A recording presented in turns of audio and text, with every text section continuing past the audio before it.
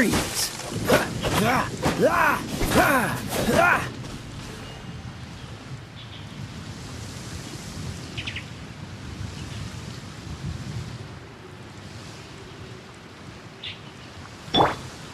of the frying pan, into the fire!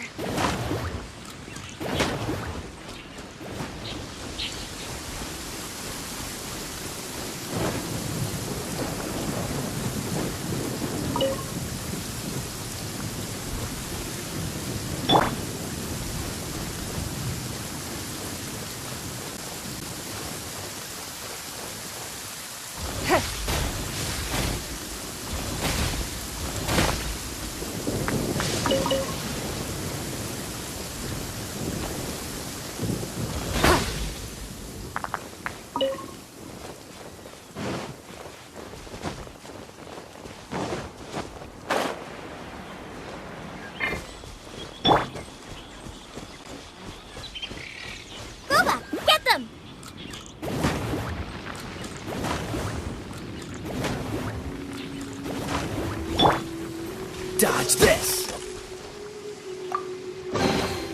Cryo is always far more effective in the rain. This is going to get interesting.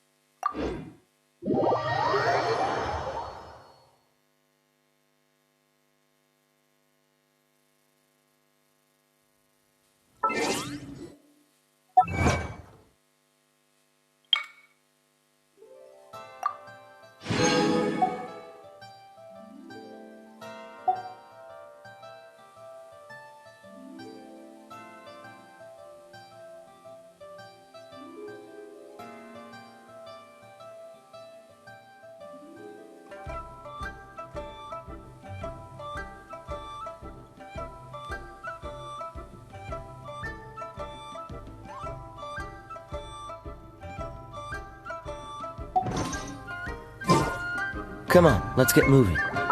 We're not frozen in place after all.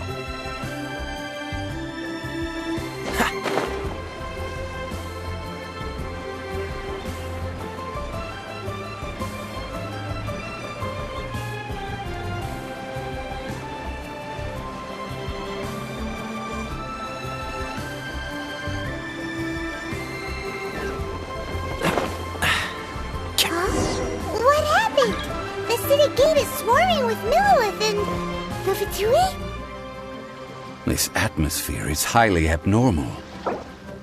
It seems as though something big has happened. We should ask around a little, just to be safe.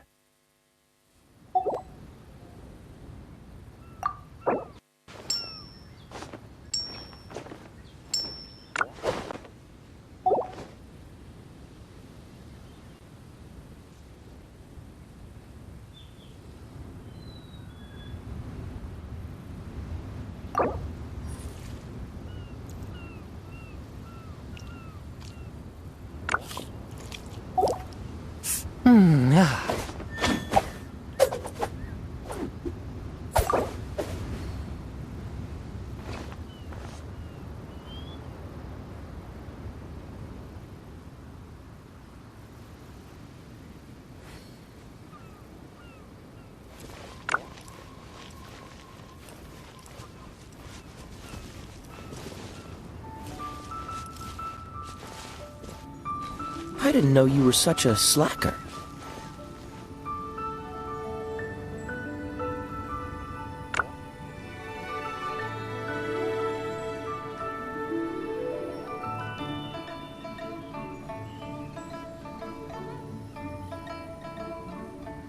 These bombs, so heavy.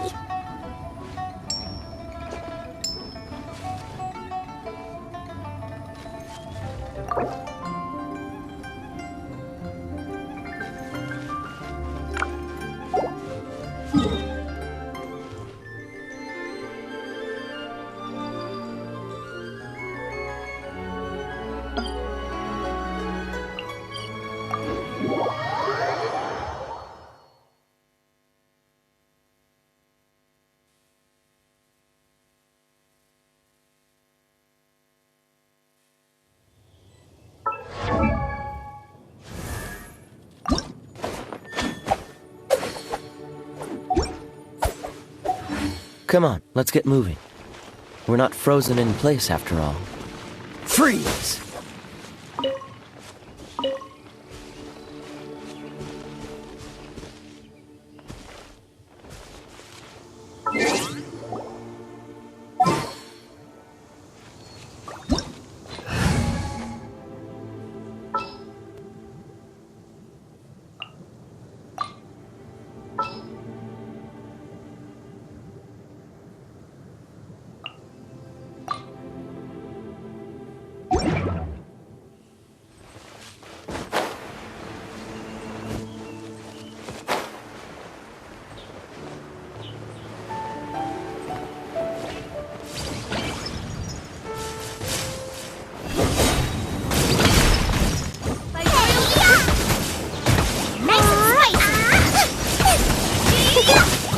Come a little closer.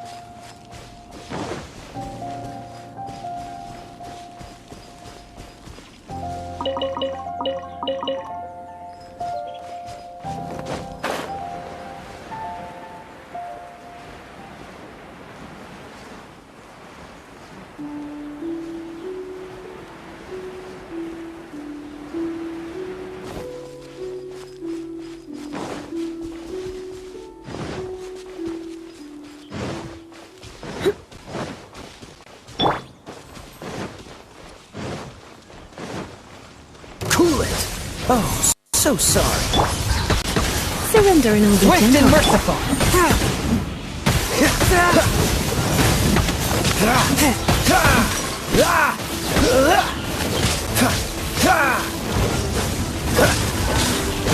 Spirit blade. As you wish, main Do I Fräulein. get frostbite? You're in for a little shock. Dodge this.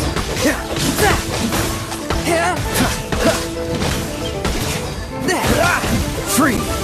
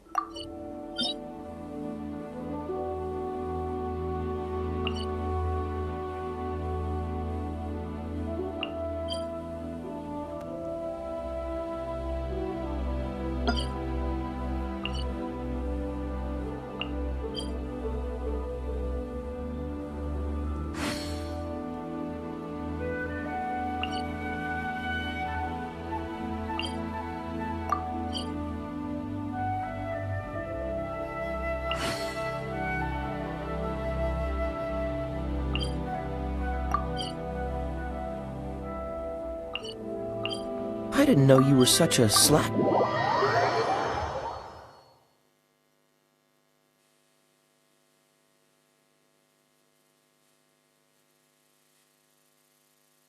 How about a ghost story to go with the snow?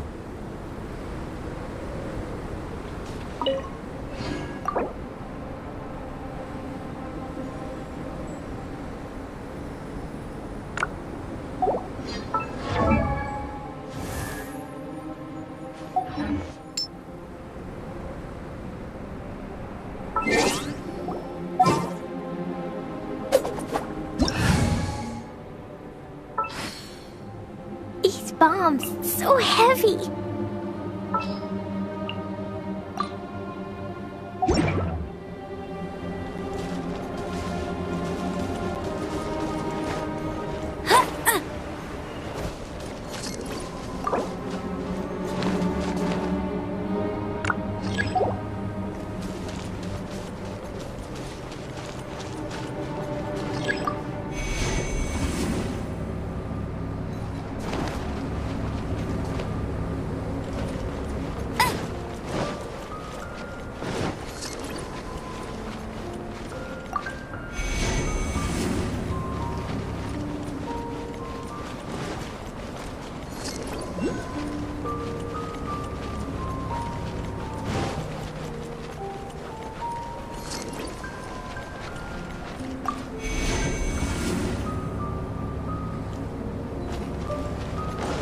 Bet you can't keep up with me.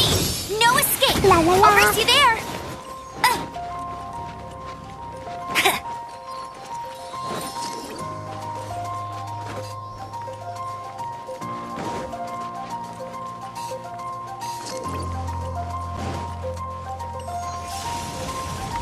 I'll race you there.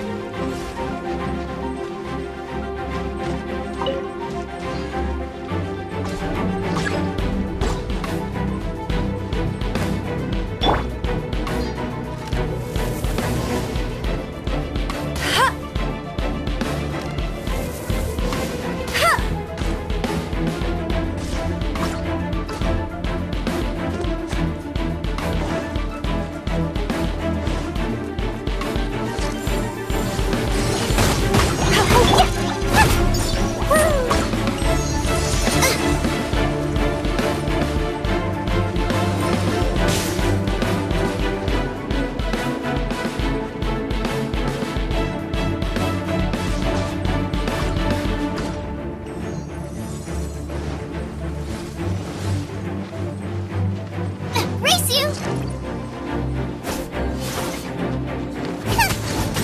Out of the frying pan, into the fire!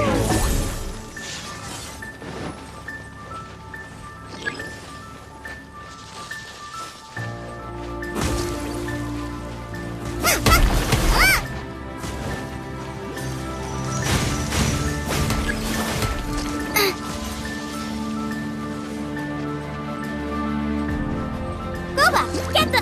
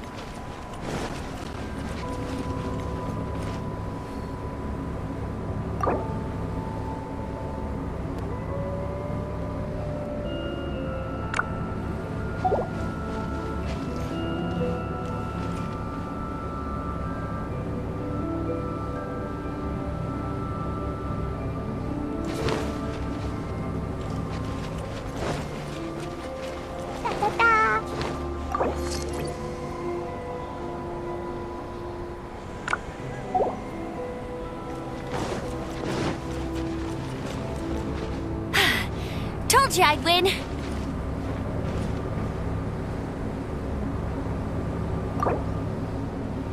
Dodoko? Dodoko, where are you?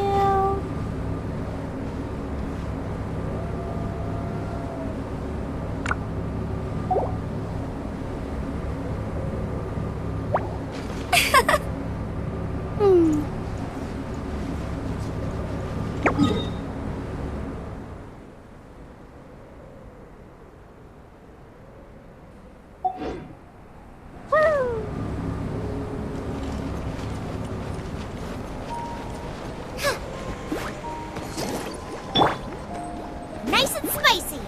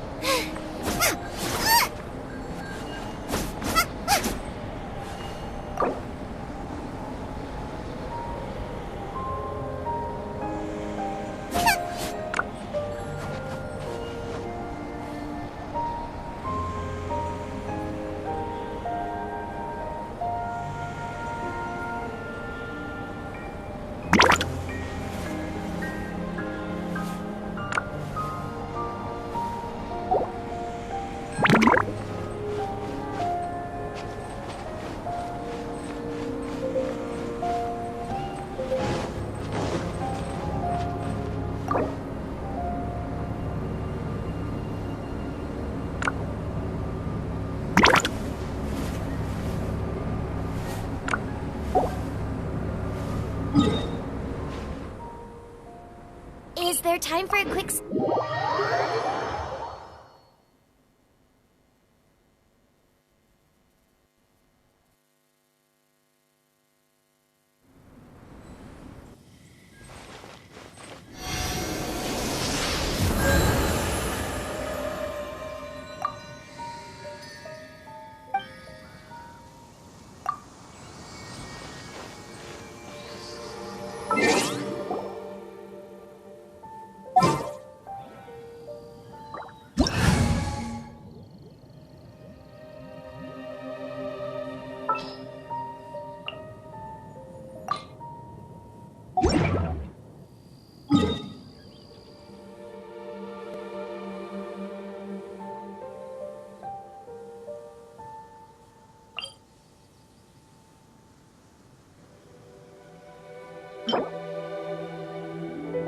Do you want to come fish blasting with me? I'll get grounded for a whole day, but it...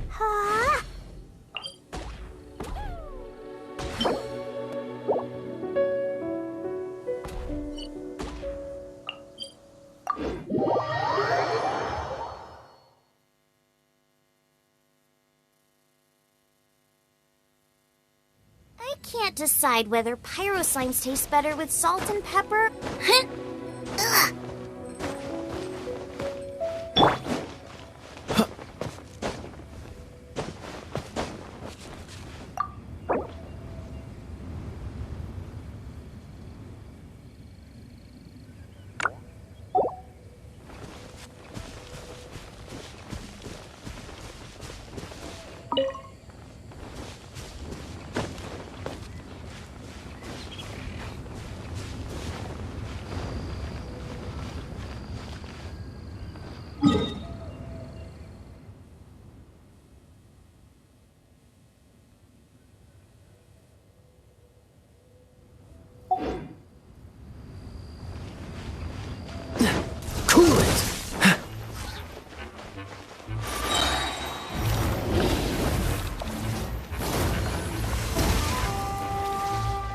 Freeze!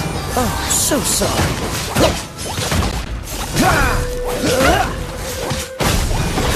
Cool it!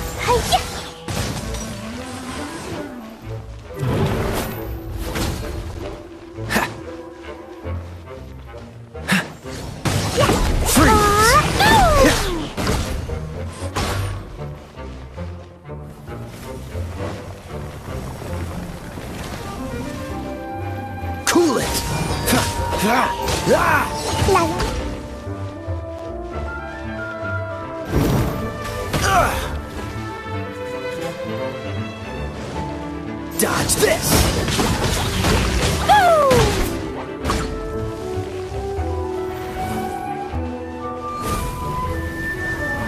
Don't push your luck! Freeze! Don't get frostbite!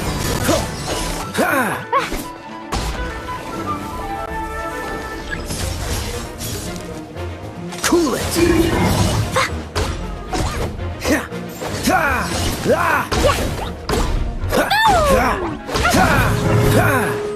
Freeze!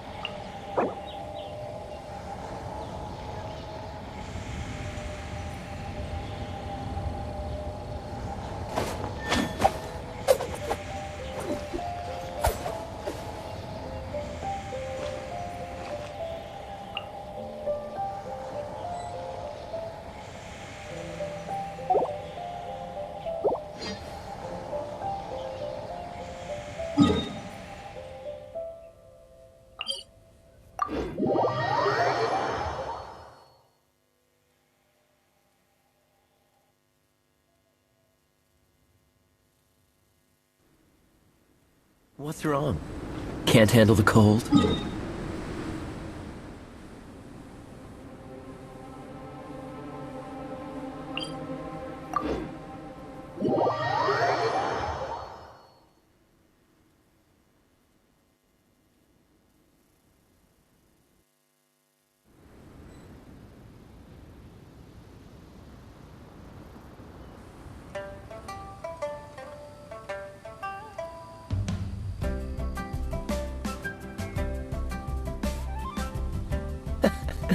Seems all the other knights already have their hands full.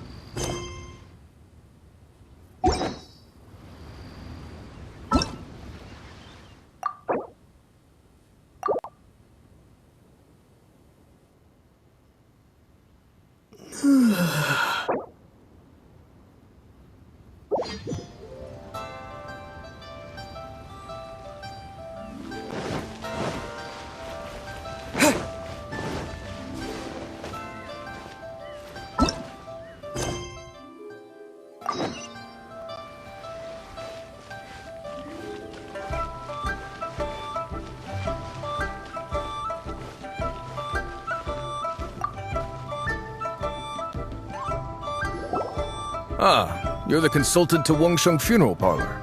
Mr. Zhongli, I presume. The Millilith are watching our every move now. These are desperate times. We mustn't act rashly. Desperate times? The Adepti of Joyun Karst are finally on the move. Do they intend to exercise force? Most likely. I've heard that some members of the Qixing have already gone to meet them. Well, I say meet, but it's more like they're attempting to stall the Adepti outside the city. However, both sides were quite obstinate and hit an impasse. It seems inevitable, given the current situation. The Adepti do not acknowledge the Qixing. They only acknowledge the contracts of the Geo-Archon. If the two sides come to blows, Liyue Harbor will be in no position to stop them. Surely the Liyue Qixing are not the sort to give in so easily. Their boneheadedness is known throughout the lands. Yet it's because of that obstinacy that mortals and Adepti are now on the verge of conflict. And what now? How is it that the Fatui have come under fire? That's all Ningguang's doing. She proclaimed that in these tumultuous times, the Millilith must rein in the actions of the Fatui. Only now do they want to start keeping tabs on us? That's the Qixing for you. Anyway, Mr. Zhongli, you're one of Child's close associates. Please understand that your actions will reflect on us. Don't let anyone catch you off guard. It looks like things are about to boil over in Liyue Harbor.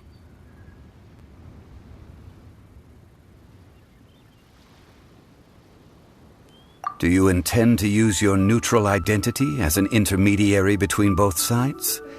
Or will you use your sword to turn the balance? Neither path is an easy one. Oh, by the way, Mr. Zhongli, we've heard that the Wangsheng Funeral Parlor has also been caught up in all of this. They're currently squaring off with the authorities at the gates. Things are taking a turn for the worse. I'm afraid I must leave now to handle things back at Wangsheng Funeral Parlor. I hope that Master Hu has been able to keep things under control for the moment. Consider your next course of action carefully, Traveler. If you're trying to prevent an explosion, it may be wisest to look for the fuse first. Having connections with the Fatui seems to be quite the double-edged sword. So what does Zhongli mean by looking for the fuse?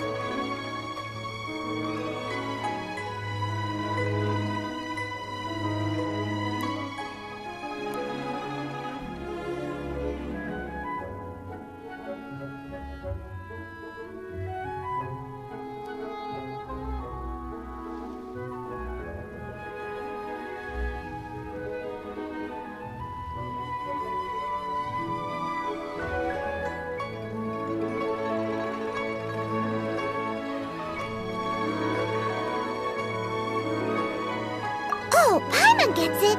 If there's anyone that wants to see the whole city turned upside down, it's definitely him. He must be waiting for the moment when no one is watching to do something really bad. But where could we find him now? Where would he go at a time like this?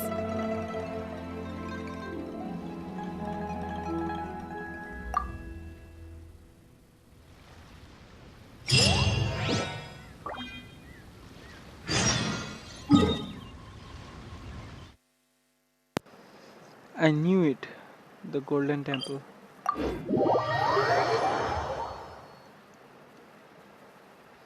Cause his eyes are set on that thing long time ago.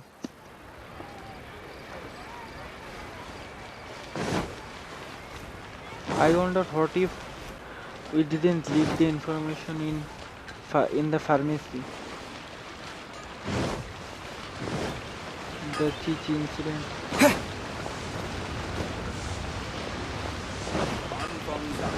I don't think they distributed one anymore. Long sword in hand and the world at my feet.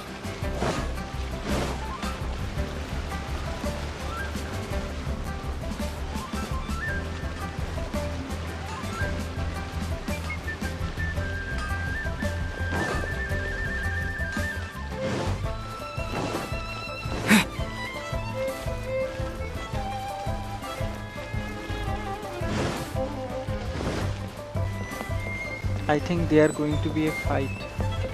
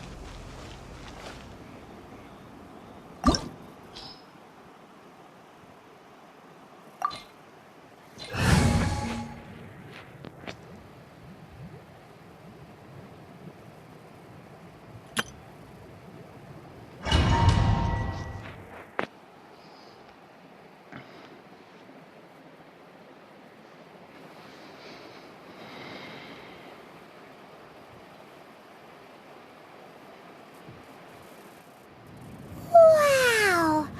This is the Golden House?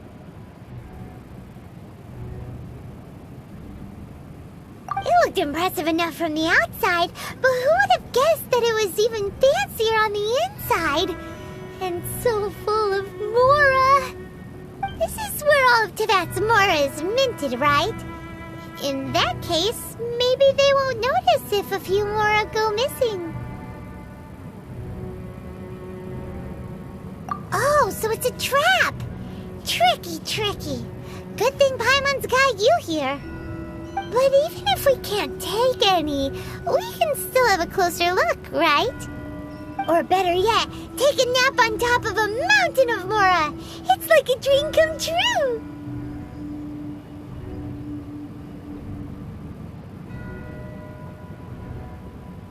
Oh, right. Back to business. It's quiet. Too quiet. Surely someone's gotta be guarding something as important as the Exuvia. Huh? Look! What happened here? Uh-oh. Paimon smells trouble. Quick! We have to go make sure that the Exuvia is all right.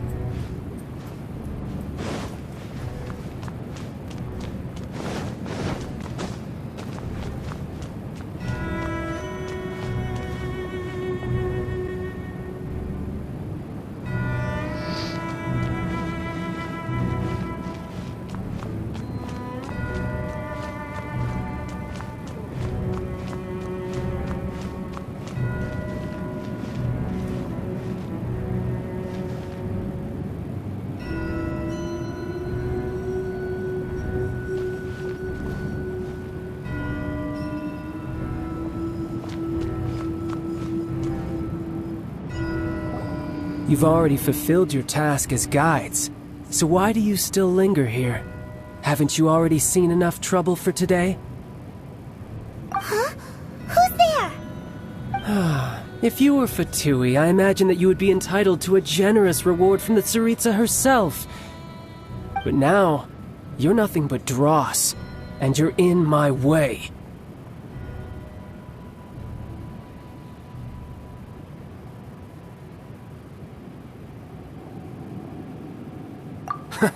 Although I'm deeply grateful to you that I was able to effortlessly find this secret location, don't you think that trying to stop me now would just be wasted effort?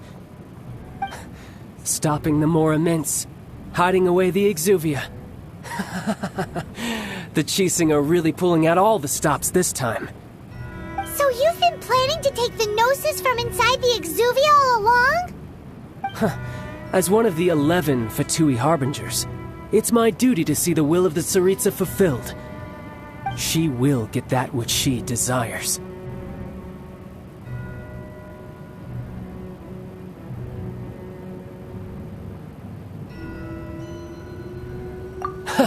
I'm not asking for your blessing, and there's nothing you can do to stop me anyway. The time for discussion and diplomacy has already passed. I mean, if it were up to me, I would have skipped that stage to begin with. But I'm willing to do as the Tsaritsa deems fit. Either way, we now come to my favorite part. A simple pleasure, and one that I am oh so delighted to be sharing with you. The battle. Battle? So you're the type that goes looking for trouble, huh? You could say that. When Signora offended the deities outside the cathedral in Mondstadt, she swiftly left the scene once her mission was accomplished. Instead of confronting you directly, she chose to rely on the snow and ice to make her escape. She wouldn't want the knights to come running towards the sound of battle now, would she? When she faces a worthy opponent, she will prioritize her mission, weigh the outcomes, and consider the consequences of her actions. But as for me, the greatest pleasure of being a Harbinger lies in crossing blades with strong opponents. We won't let what happened in Mondstadt ever happen again! Oh, so you intend to fight me? Good. I won't kill you, Traveler. I'll just play along, to feel the thrill of battle. Besides, you could never defeat me, not even in your wildest dreams. But hey, try to relish the fight anyway, because if you ask me, without that, what else is there? Fighting talk, I love it! Now let's see you live up to it.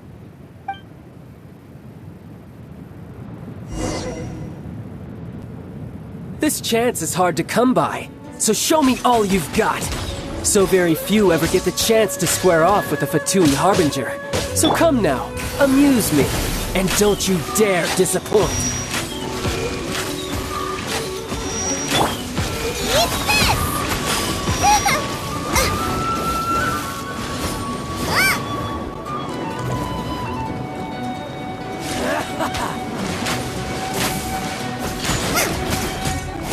Passable effort. Passable effort. Try this. You're wide open.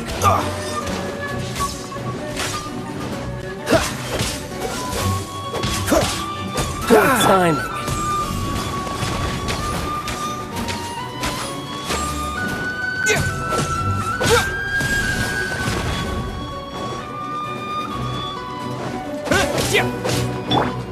So quick to flee. Into the fire.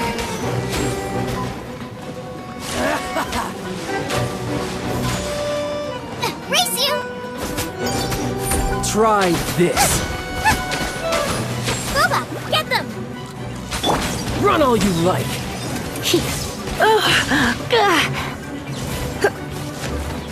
You're in for a little shock.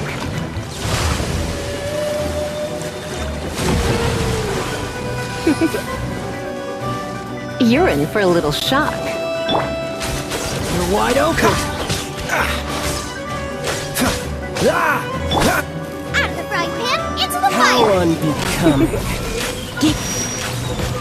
Going out is tiring.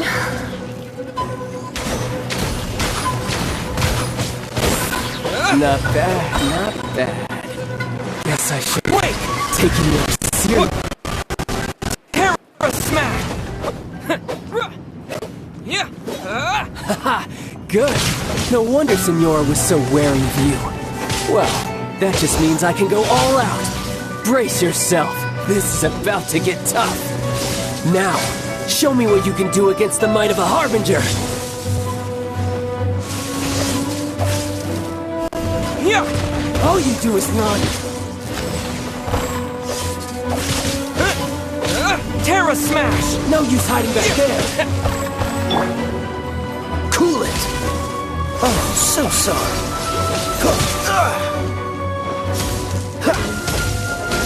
Dodge this!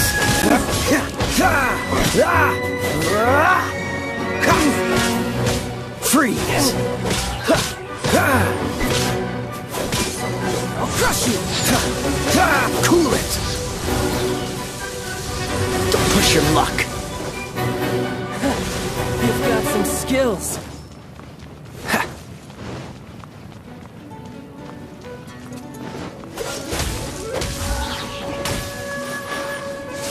Got you. What's the hurry?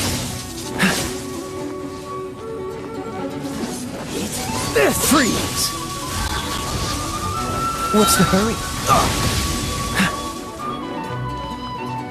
Dodge this! This moment will be frozen in time. Something else catch your eye? Don't push your luck.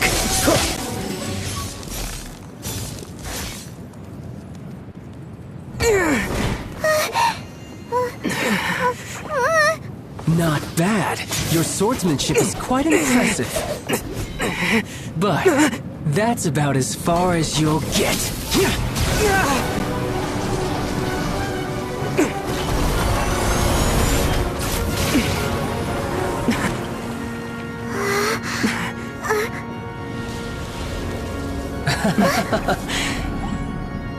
Didn't think you had that card hidden up your sleeve. You were just playing us to get close to the Exuvia! Oh, quiet down. Stop acting like some wide-eyed recruit. You've seen this world. You of all people should know. This should have been expected! Well then, I'll be taking Morax's Gnosis now! I see. Well, this is most unexpected. You beat me to it, didn't you?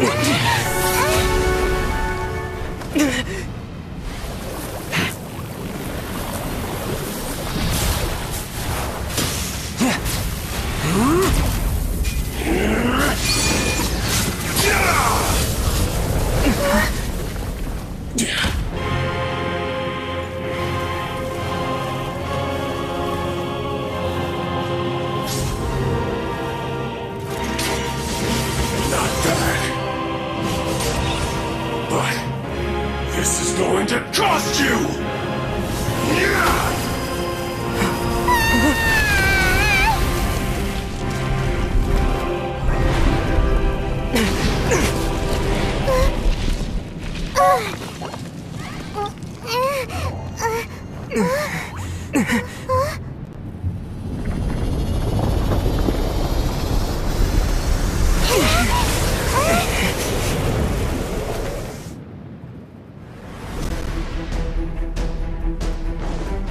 You got to the Gnosis ahead of me, didn't you? Did you simply move faster? Or did you leak the information regarding the Golden House to me on purpose? No matter. Hand the Gnosis over, now! Don't make me take it from you! We didn't take it!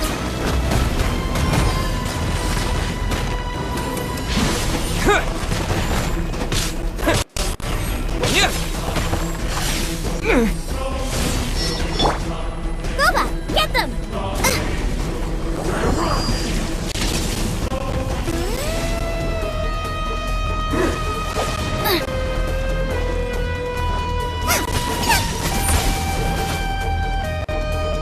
Race you out of the frying pan into the fire! Got it!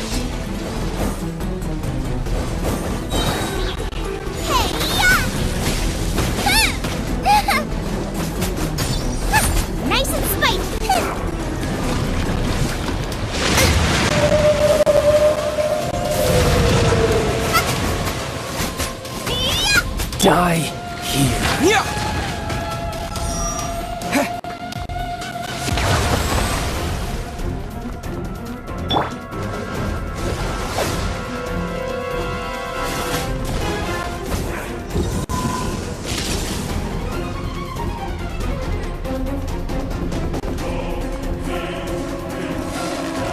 Race you!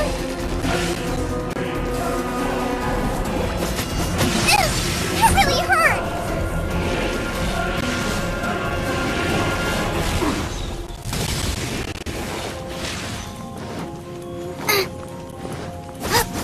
Out of the frying pan, into the fire!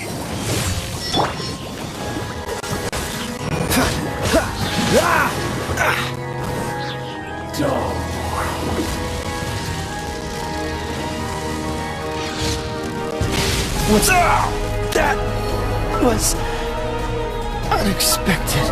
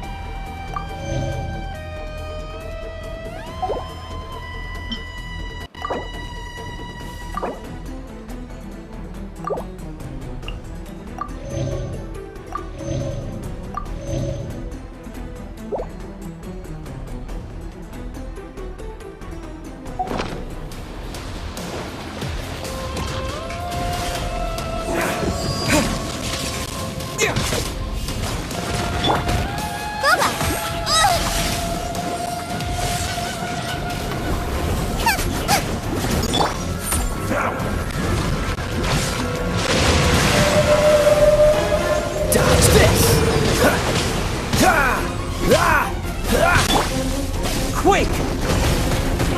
Terra Smash! Die here. Nice and spiked! Race you!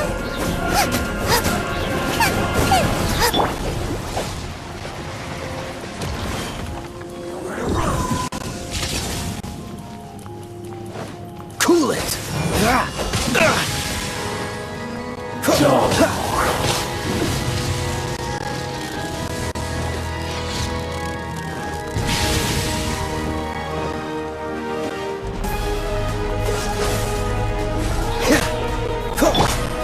Out of the frying pan!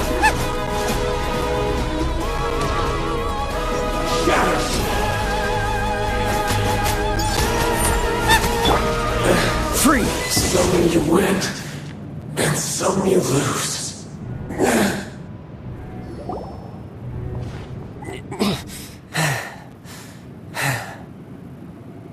Look! Child's back to normal again! Well then, time to cool off. It seems the burden of the foul legacy transformation was too great for my body. I lacked the opportunity to think this through. And now that I consider the matter more carefully, you never had any chance of beating me to the Gnosis. You had no connection to the Gnosis, no matter where it had been taken. That's what we've been trying to tell you! We didn't take it! Your show of ability today far surpasses that of Signora's initial assessment of you in Mondstadt. Tell me, how could that be?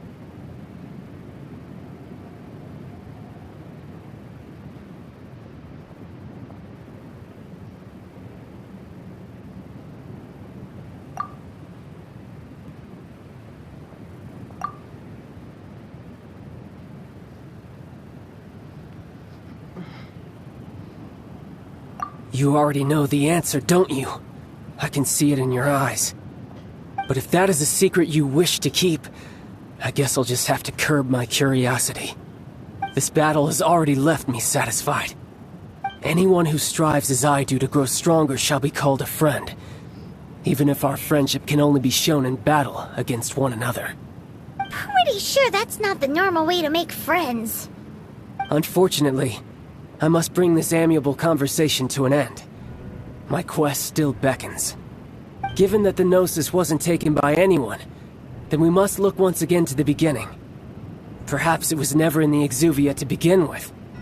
In fact, it might be that the Exuvia was just a diversion of sorts. What? So you mean that... Yes, it appears so. Interesting to say the least. It seems that the guardian deity of the capital of commerce is also well versed in little maneuvers beyond the boundaries of contracts. As such, we must now look to our backup plan. Backup plan? I had hoped it would never come to this, for the weak will be swept away in the process. The truth is, the world belongs to those who pursue strength. I seldom willingly involve myself with the weak. Unfortunately, we cannot be picky about our methods as Fatui harbingers. Children must all learn to eat their vegetables sometime. So what are you planning to do?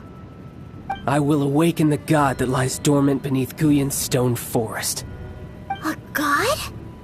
Osial, overlord of the Vortex, who was defeated by Morax, the Geo-Archon in the Archon War, and who has remained pinned beneath the waves by the Geo-Archon's stone spears ever since. If such an ancient god were to be unleashed upon Liyue Harbor, defenseless without the protection of its deity, do you think the cunning Rex Lapis would just stand aloof and watch the ensuing destruction? But the Archon War ended 2,000 years ago. How can an ancient god appear in a world now overseen by the Seven? Simple. I've already prepared the means to awaken it. Hey, those are sigils of permission! Oh, Paimon remembers now. The Fatui have been researching them.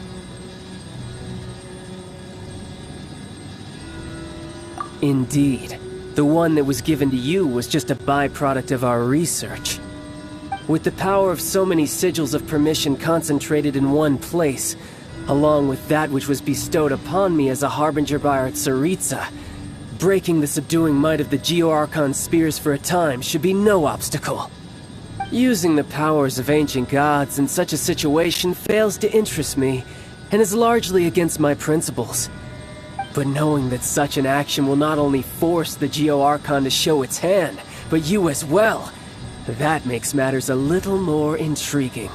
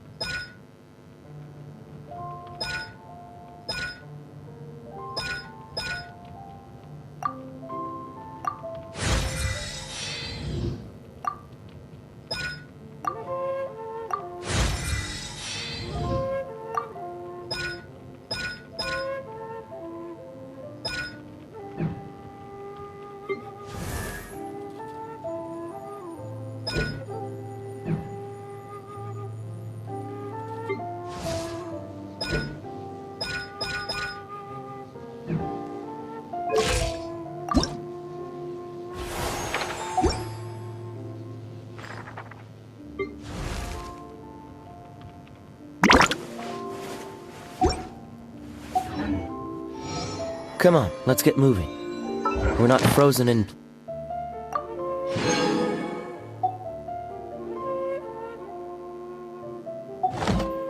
place after all.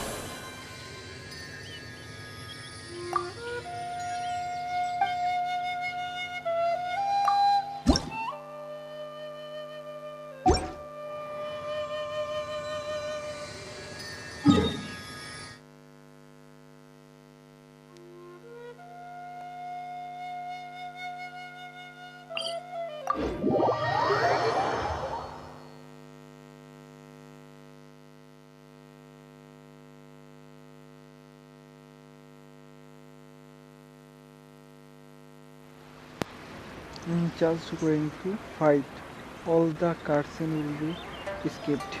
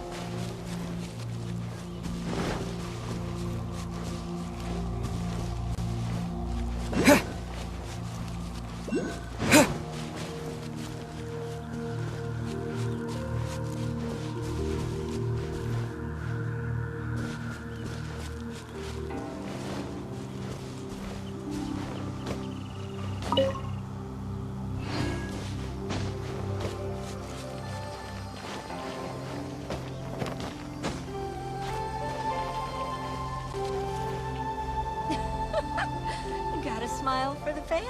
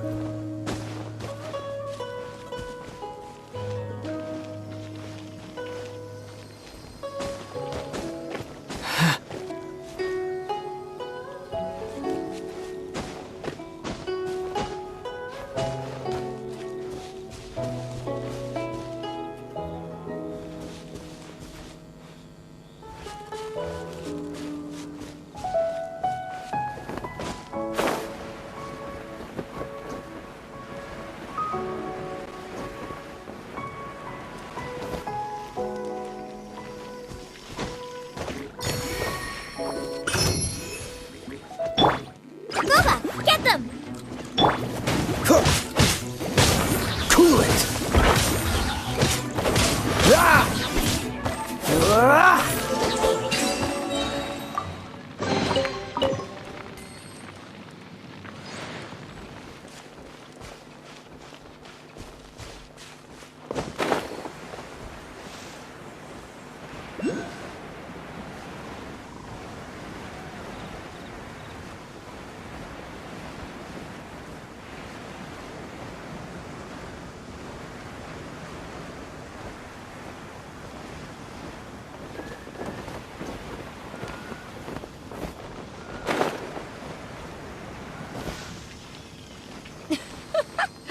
Got a smile for the fans.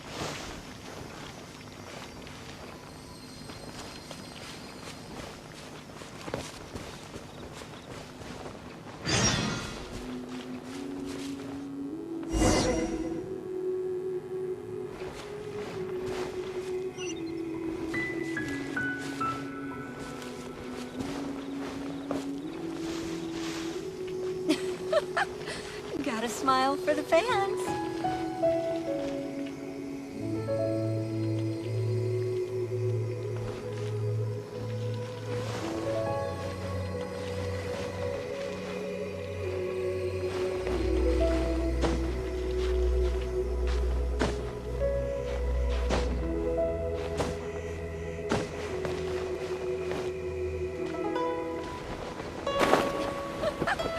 Got a smile for the fans.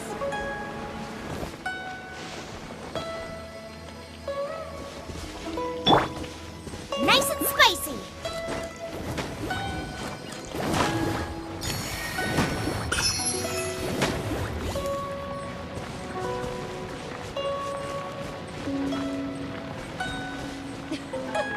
Bubba, Got a get smile them! for the fans.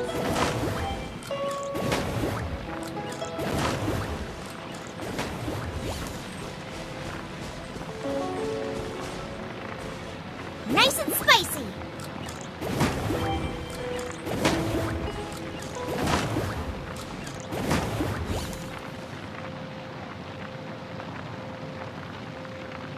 Out of the frying pan, into the fire! Got a smile for the fans.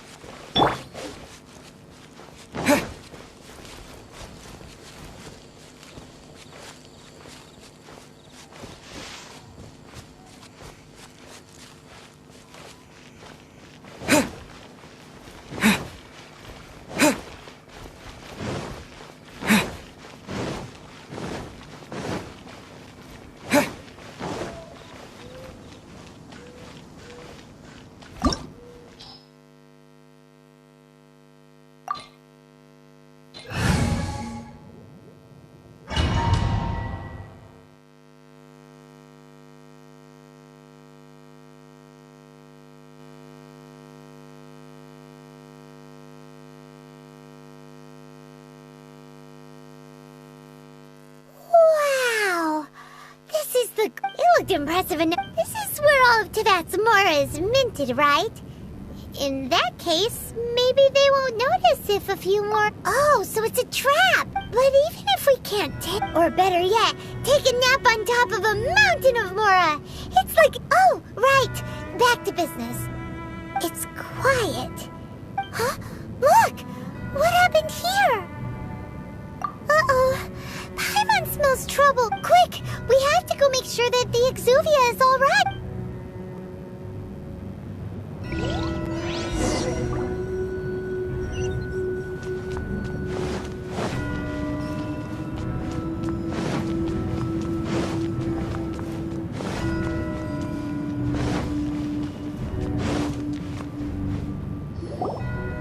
You've already fulfilled your task as God. Huh? Who's there?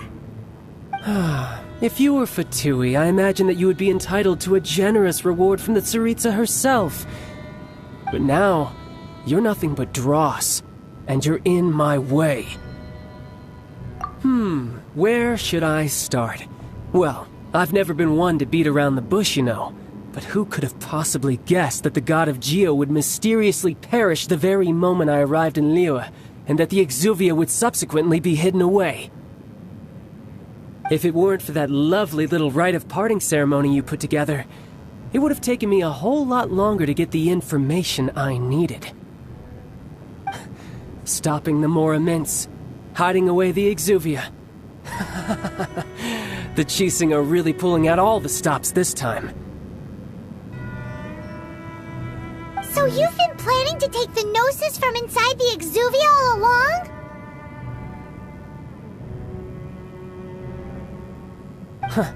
As one of the 11 Fatui Harbingers, it's my duty to see the will of the Tsaritsa fulfilled. She will get that which she desires.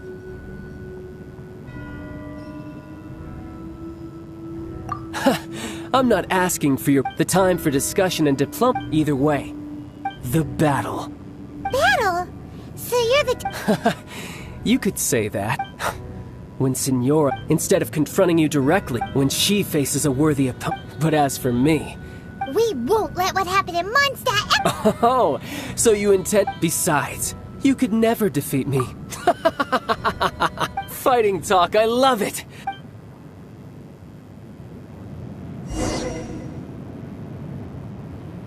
This chance is hard to come by, so show me all you've got. So very few ever get the chance to square off with a Fatui Harbinger. So come now, amuse me, and don't you dare disappoint.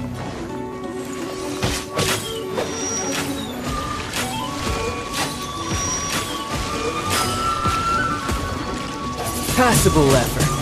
A fine opportunity. Cowering already?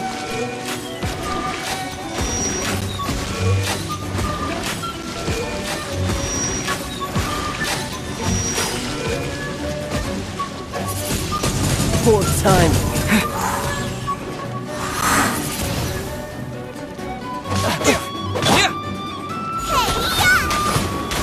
Nice and spicy.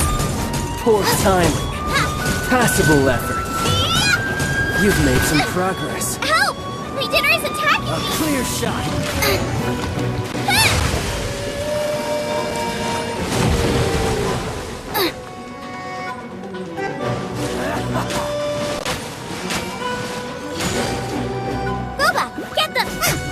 Passable effort. Don't get frostbite. Don't push your luck. Not bad, not bad. Not bad. What's the hurry? You got a trick. Haha, good. No wonder Signora was so wary of you. Well, that just means I can go all out. Brace yourself. This is about to get tough. Now, show me what you can do against the might of a Harbinger!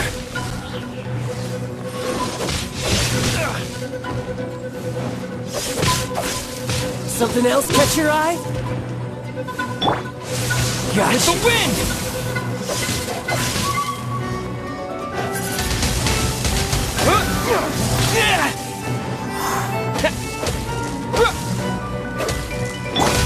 Out of the frying pan, into the fire! Right! Eat this!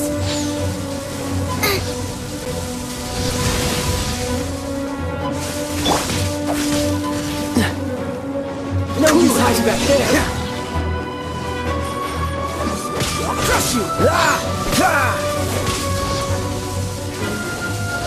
Don't push your luck! Dodge this! All you do is run! No! Did I ruin everything?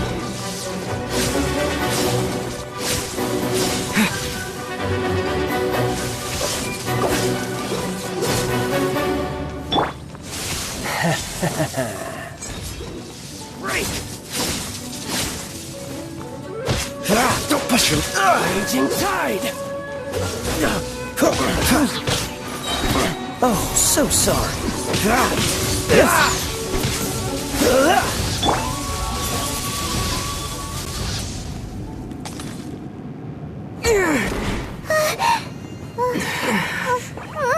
Not bad. Your swordsmanship is quite impressive. But that's about as far as you'll get.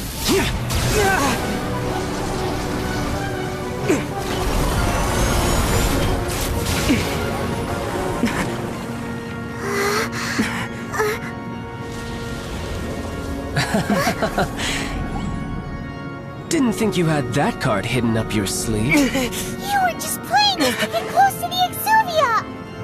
Oh, quiet down. Stop acting like some wide-eyed recruit. You've seen this world. You of all people should know. This should have been expected! Well then, I'll be taking more Axis Gnosis now! Huh?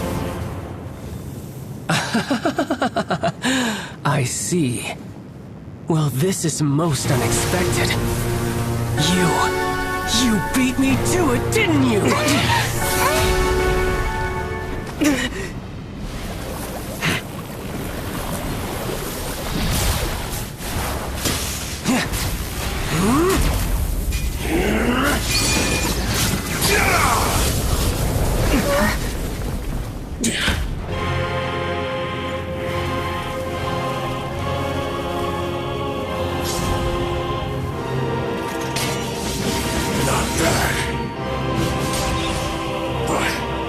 This is going to cost you!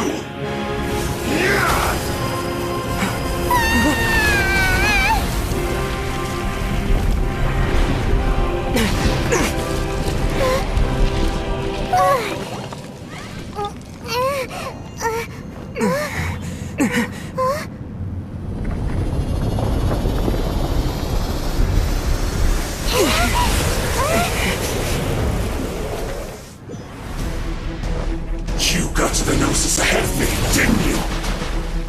Did you simply move faster? Or did you leak the information regarding the Golden House to me on purpose? No matter. Hand the Gnosis over, now! Don't make me take it from you! We didn't take it!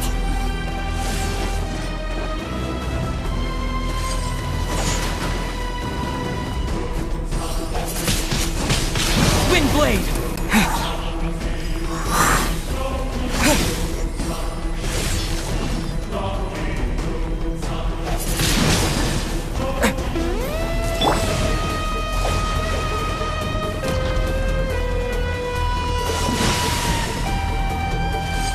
Freeze!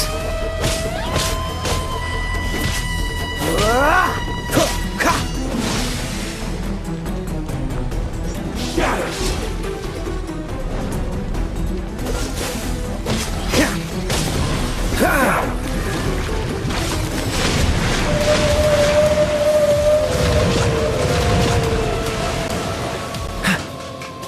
Cool it!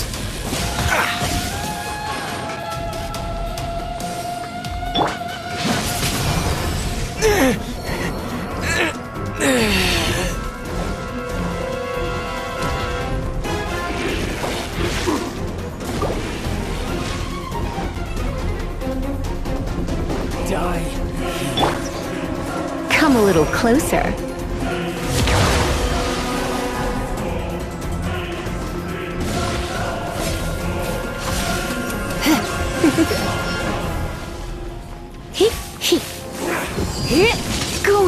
is tiring.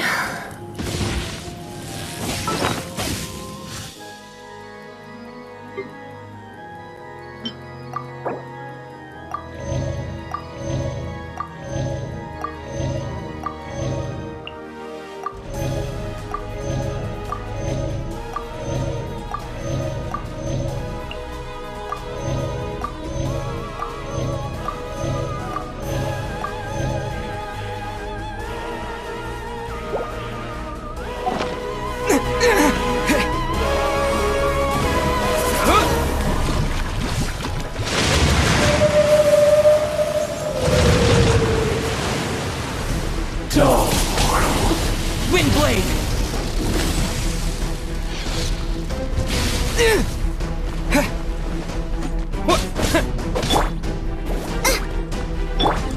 Freeze!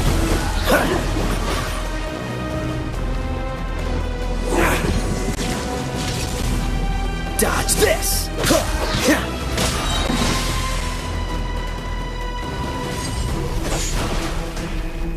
Cool it! Don't get frostbite! Freeze! Here. Nice and spicy.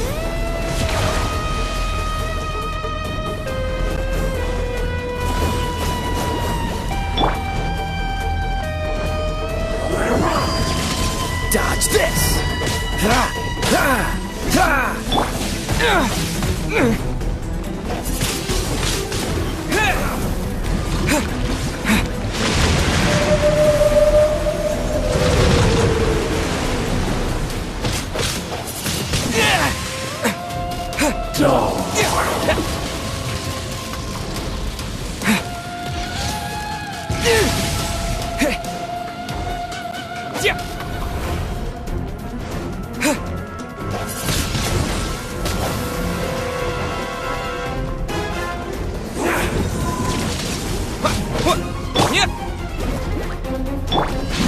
Push your luck.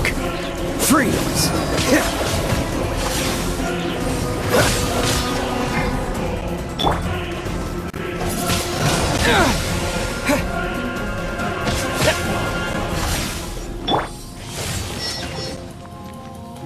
Dodge this! Die here.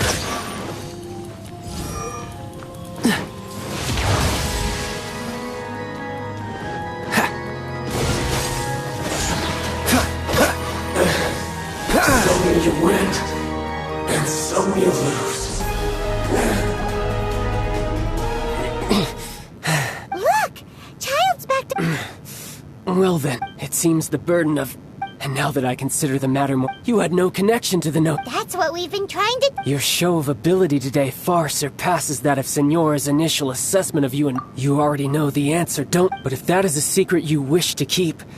I guess I'll just have to curb my curiosity. This battle has already left me. Anyone who strives as I do to... Pretty sure that's not the normal way... Unfortunately, I must bring this amiable... Given that the Gnosis wasn't taken by anyone. In fact, it might be that the What? So you mean that... Yes, it appears so. It seems that the guardian deity of the capital of commerce, as such... Backup plan? I had hoped it would never come to that. The truth is, the world... Unfortunately, we cannot be picked... So what are you planning to do? I will awaken the god that lies dormant beneath Guyon's stone fort. A god? Osial, overlord of the vortex. If such an ancient god... Do you think the cunning Rex... But the Archon would... Simple. I've already prepared the means to awaken it. Hey! Those are sigils of... Oh, Paimon remembers now! The Fatui have been researching them! Indeed. The one that with the power of so many sigils, using the powers of ancient god, but knowing that such an action will not only...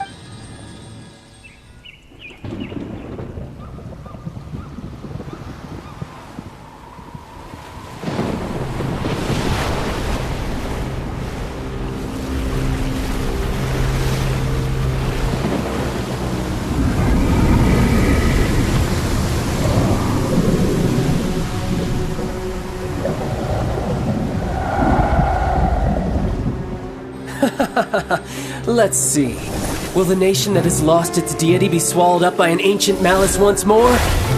If you wish to drown together with the people of Liyue, you're free to stay and enjoy the show. Huh? He's already gone! That guy is fast!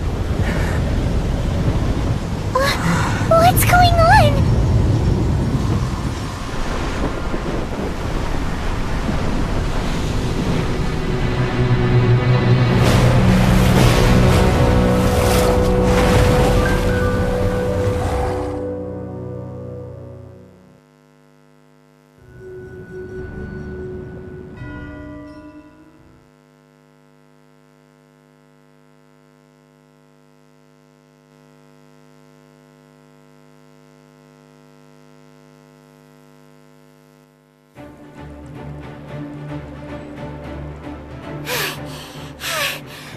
Exhausted.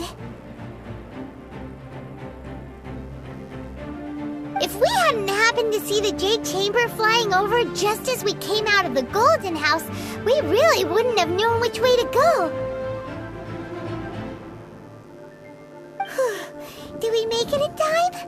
Is the Overlord of the Vortex still in the sea? It hasn't destroyed Liyue yet, has it? What are you doing here? Huh? Hold on! It's the Adepti! What are you doing on the Jade Chamber? Paimon thought you were arguing with the Chising. Is the fighting over?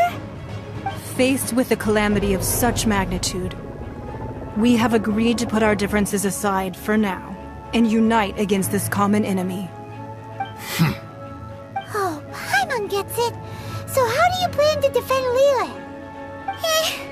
Just seeing this Overlord of the Vortex guy puts a pit in Paimon's tummy, even from all the way out here. It's not just you. We've got new Millilith recruits who can't even stand at attention without shaking. The force of an ancient god's presence seems to be too much for ordinary people to handle. Which is why we must stop that monster before it gets any closer to Liyue Harbor.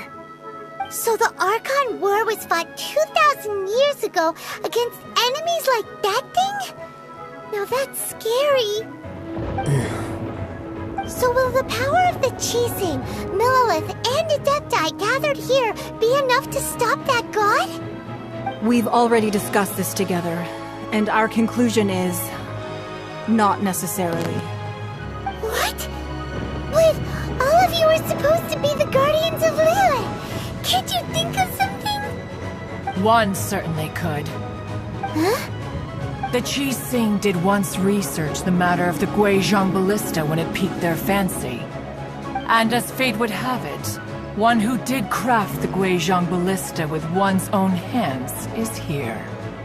For what could you mortals ever learn of Adepti mechanisms? Yet, it would take one, but a little tinkering to turn this ballista into an engine of war beyond your wildest thoughts. I suppose this is one blessing from the Adepti that we should be thankful for. So be it. We shall use the upgraded Guizhong Ballista to fight off that god. All the Adepti here can lend their strength to man it. We haven't a moment to spare. Our battle begins now. Yep.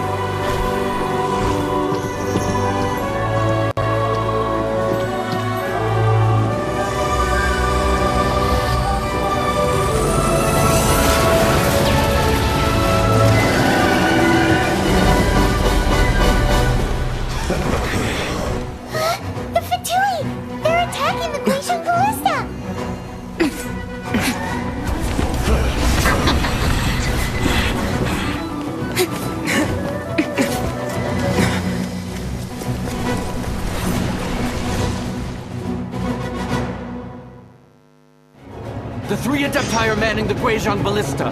Do not let the Fatui disturb their work! All able Millilith, with me! Let's go help too! We Adepti have not faced the god in several millennia. Let one see what you're made of then. What strength remains within you? One wishes to witness.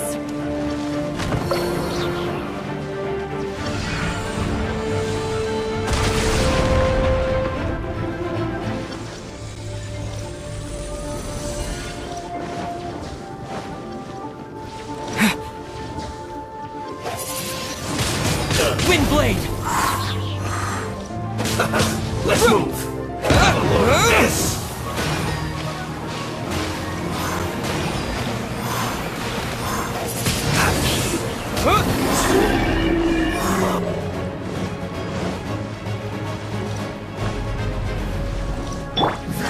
You're toast!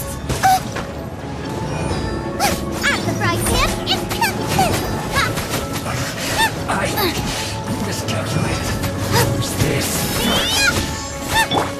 Freeze!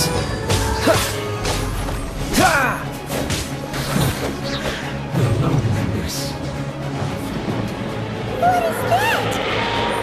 That is Osial's divine power.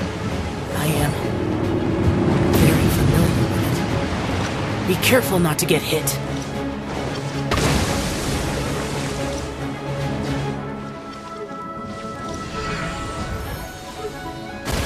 The Fatui! Their attacks are unrelenting! How daring. Snezhnai's diplomats will answer for this afterward. Every last one.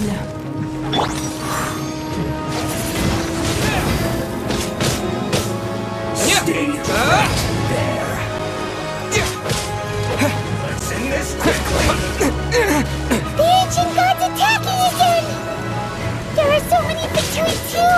We can't look! Were you about to say we can't hold them, children? Huh? Don't lose heart. Here, take this. This is Adeptal energy! That light from your body, it's like the time in Julian Cars! Wow! It's Madame Ping's shockwave! This granny's really strong!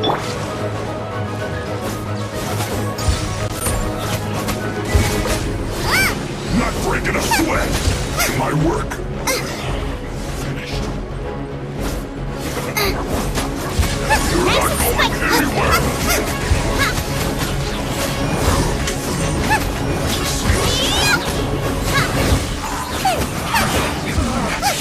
Looks like I went too far. Eat this! My duty. With the blood of the Chilean, I guard you against evil! Cast your fear of injury by the wayside, and fight with all your might! I too did this during the Archon War! So this is what Ganyu's like in a fight! My name means swiftness. Take my power and run as I do. We're going too fast!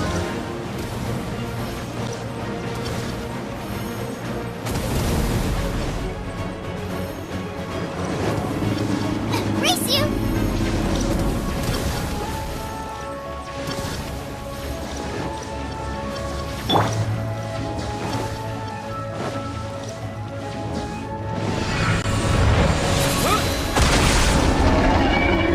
Child, you are strong in body and spirit.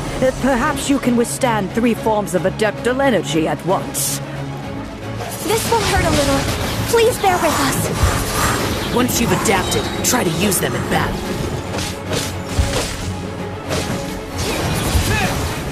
This isn't good. With the wind! Yeah!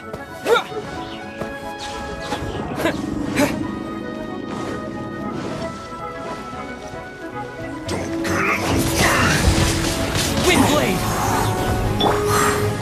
Try not to enjoy this too much. You're in for a little shock. What's the hurry? Cool it! This moment will be frozen in time. Exercise caution! I fear that the god's power has reached its peak! In other words, if we hold here, there's nothing worse to come, right?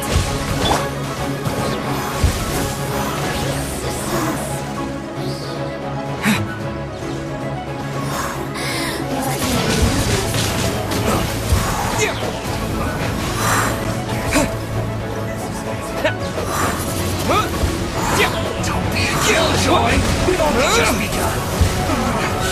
Looks like I went too far. Let's begin. Here. This isn't good.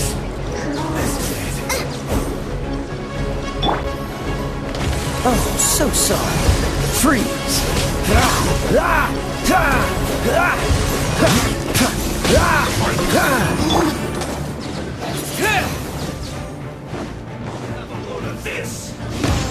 With the wind!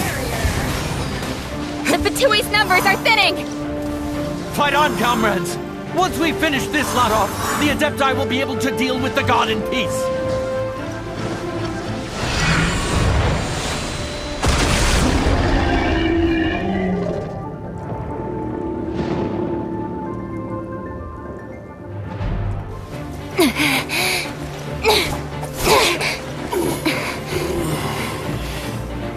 The interlopers are no more. Now we may commit ourselves fully.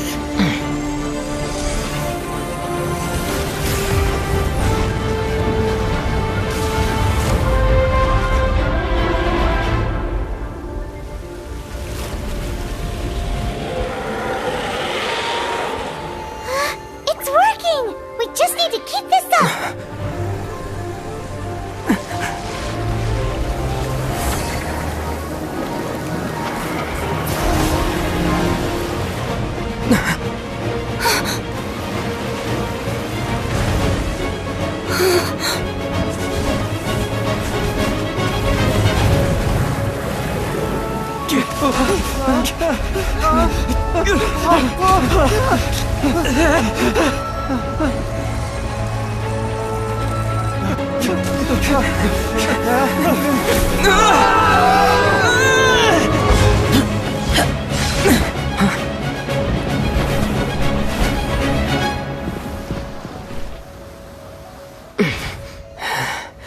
Be careful now.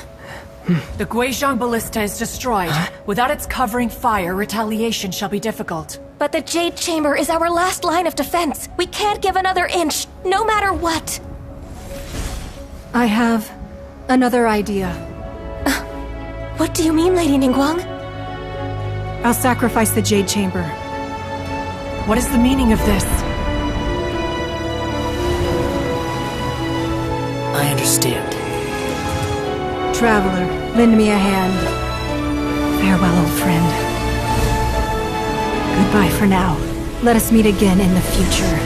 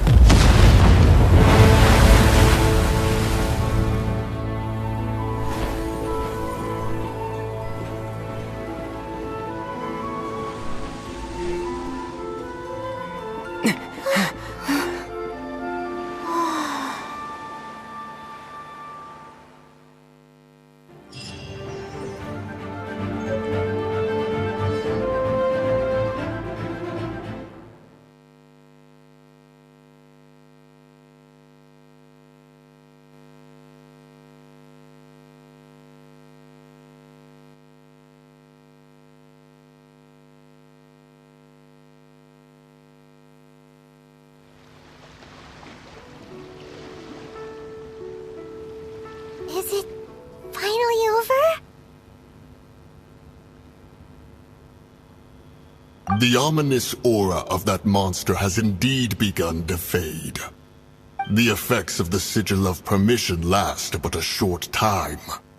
It will be some time before the Overlord of the Vortex can make any waves again. We are indebted to you for your assistance.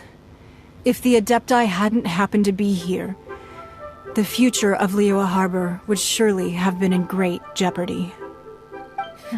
Save your flattery. We didn't just happen to be here. Surely you won't pretend to have forgotten the reason for which we came. Come now. There's no need for such harsh words, Cloud Retainer.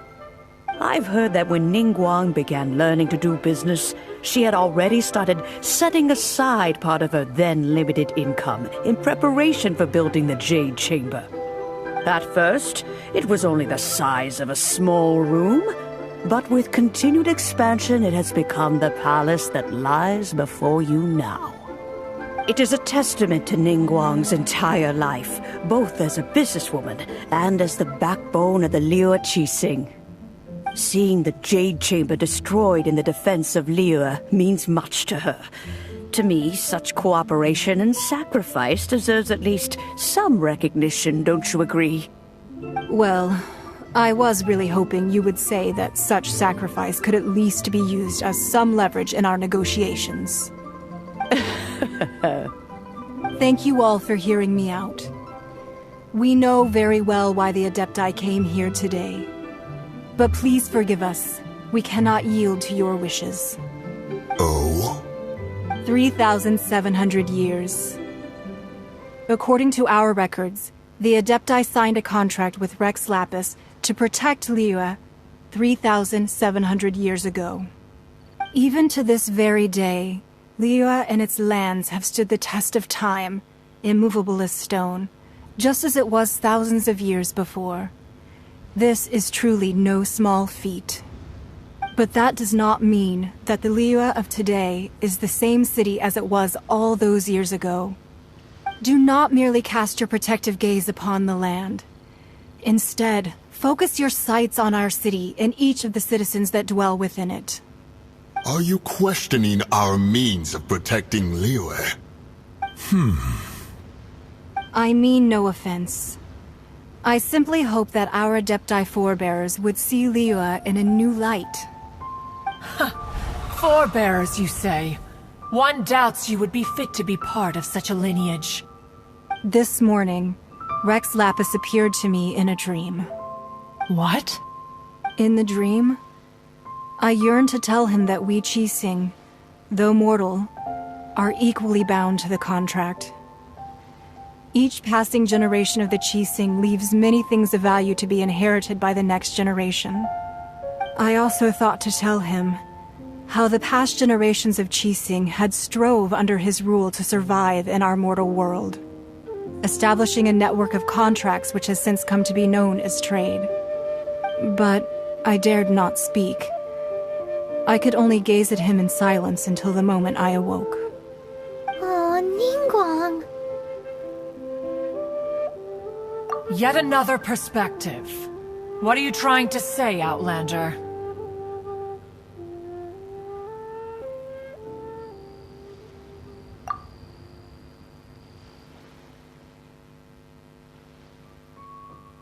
Right!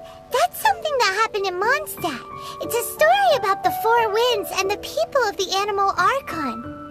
The Animal Archon sought to quell the strife between the two sides, because he believed that such conflict would only scar the hearts of both, and that nothing good would come of it. Each of the 7 nations has its own scars from the past. Though your point is the very height of simplicity. As Adepti, we've become a laughingstock, to be chastised thus by an outlander who has lent us such succor. All right. Didn't Ningguang suggest that we should focus on the city and each of its citizens? I know I already have, so why not see for yourselves? I apologize for appearing in full armor. I am afraid I cannot show the proper courtesies. And who are you? I am Feng Yan, a sergeant of the Millelith. I have come to extend my thanks to the Adepti. I thought this battle would perhaps be my last. But thanks to the aid of the Adepti, our forces were not as badly battered as I feared we might be. Although I am a mere mortal soldier, I promise to hold the line and never betray the grace given to us by the illuminated Adepti this day. Huh? Why does everyone look so down? Didn't we just beat that big monster? Weren't you frightened, dear?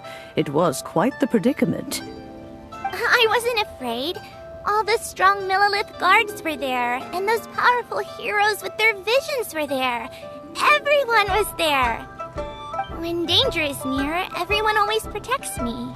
And the rest of the time, they make fun toys and tasty snacks and loads of things that make the harbor so pretty.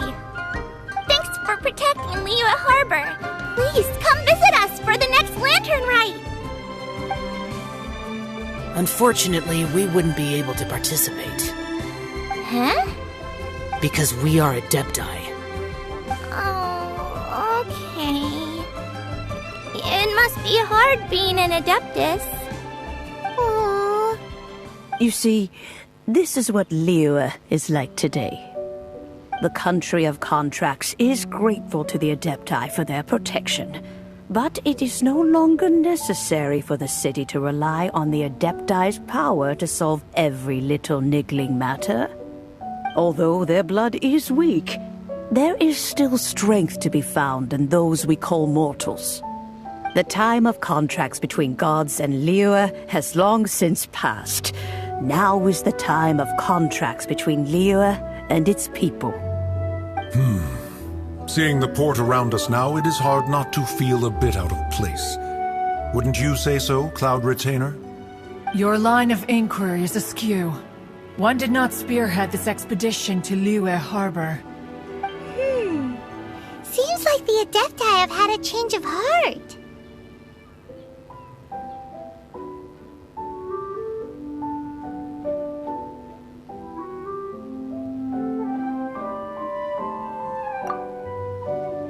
Let us return now. Eager to leave, Conqueror of Demons. Yes, one understands what the Conqueror of Demons means. The city of Liyue has changed much after our long separation. One fears that by the time one finally grasps the new contracts of Liyue, you humans would have once again changed the place beyond recognition. Fair enough.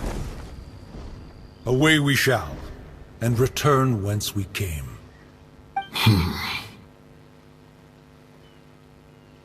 Since we Adepti have consensus, then one shall persist no further. But how will we ensure that the Liyue Qixing will not simply exploit their power once we depart? In my view, that is still a thing to be guarded against. All right, Mooncarver, you needn't worry. It seems to me that this right of supervision is best left to the people of Liyue. Looks like the conflict between humans and Adepti was avoided. All's well that ends well, huh?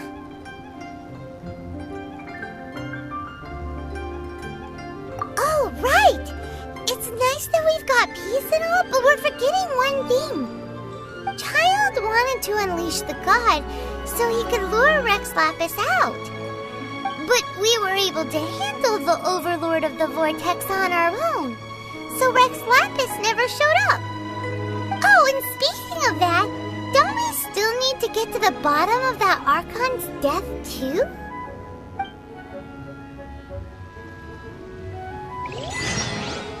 Paimon doesn't get it. But isn't the strongest lead we have the Adepti-less rite of parting that we're organizing? No idea where Zhongli's gone. Let's ask for him at Wangshen Funeral Parlor.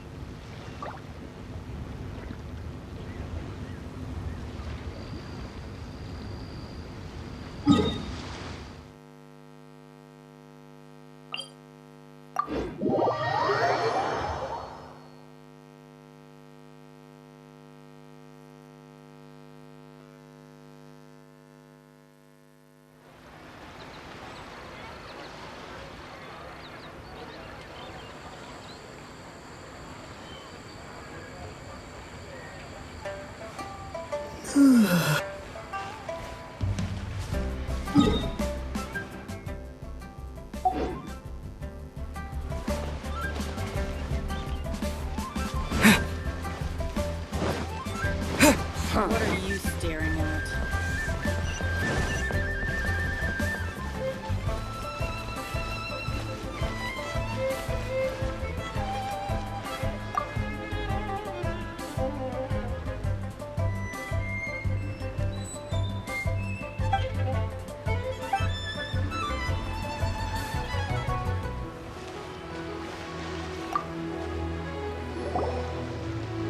Is there anything I can do for you two? I'm afraid that Wangsheng funeral parlor isn't in the best state to receive guests. We've come to see Zhongli. Could you please tell him we're here? Unfortunately, Zhongli isn't here at the moment. It seems he went to Northland Bank. Doesn't the Northland Bank belong to the Fatui? Last time we saw Zhongli was before we went to the Golden House. Do you think he doesn't know about the attack on Liyue? Visiting the Fatui at a time like this could only mean more trouble. We had better go and make sure that everything is okay.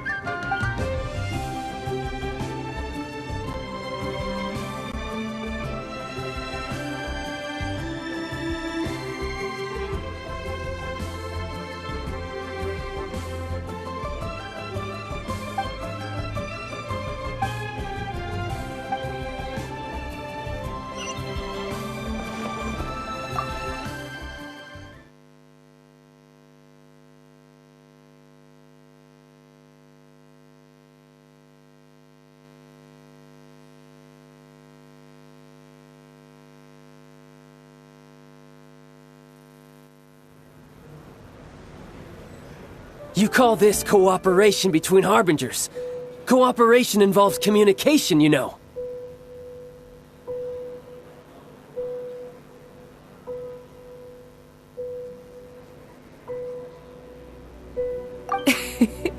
Don't take it to heart, child. Besides, aren't you happy that you got to skip the formalities and bring chaos to the land? I'm sure you must have enjoyed that. Oh, it seems that some of your friends have arrived. Hey, it's Zhongli and Child. And... It's you two. I believe we've met once before. In the city of Bards, was it? I'm glad you still remember my name. Ah, right. I imagine that it must have been rather hard to forget watching helplessly as something precious was snatched away from your friend. Well, if it isn't you two. This is our first time seeing each other since Liyue was nearly wiped off the map. This is certainly a bit awkward, wouldn't you say? Paimon knew that we should never have trusted a Fatui Harbinger. Oh, now don't say that. Sure, I may have misled you, but I never had anything against you personally. Besides, I thought we were getting along quite well together, didn't you? Except for that little tussle we had at the end. Nothing personal. We just have different views, that's all. Of course, you may very well hold this against me, but that's up to you. The real deceivers here are Senora and Zhongli. Curse them for leading me on. So actually, I think... Stop wasting time, child. There'll be plenty of time to chat once I'm through here. You remember the agreement, Morax. Now, if you would be so kind. The Gnosis, please. What in the world are you talking about? The contract is fulfilled. That which thou seeketh is now bestowed unto thee. For my promise is solid as stone.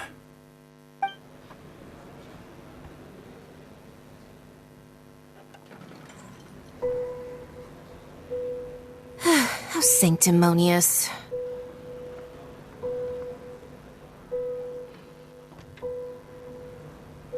What? So you're the Lord of Chiao? No, wait! That's an exciting twist and all, but why give the Gnosis to the Fatui? I do not give it for free. I give it as agreed upon in the contract. For it is a matter solely between the Tsaritsa and I.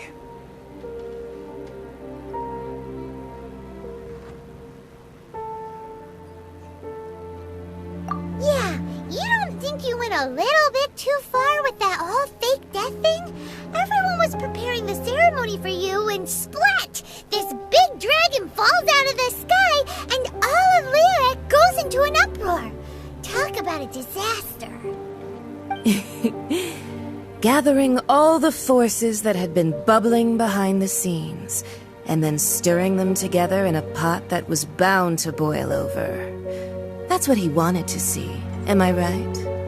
Wait, what? Perhaps it's best that I explain. As you know, I've dwelt upon this world for more than 6,000 years. I witnessed the founding of Liyue, together with the Adepti 3,700 years ago. Even boulders that can withstand whirlpools will erode with the passing of time. I kept convincing myself that cracks had not begun to form, and that the end of my time had not yet come.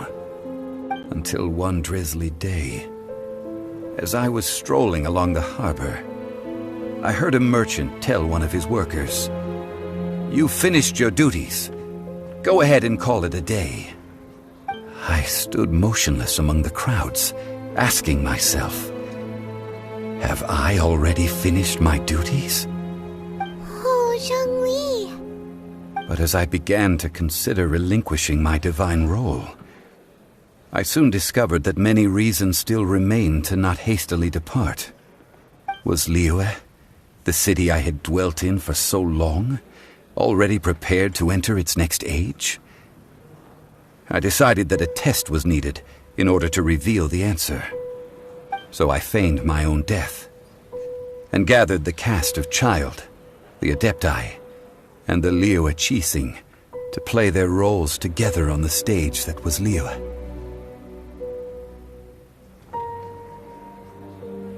Indeed I was. The Gnosis, which I had kept for so many years, suddenly seemed to have lost its meaning. That's right.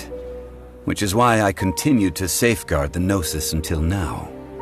So you mean that if the chaos ever reached the point of no return, you would simply appear and use your divine powers to bring Liyue back under control? Of course, and it would have been all too easy for him too. Just as a child quickly matures after losing their parents, so has Liyue matured when faced with the death of its deity. I was pleasantly surprised with the finale of the show that you all put on. Why, you even deserved an encore.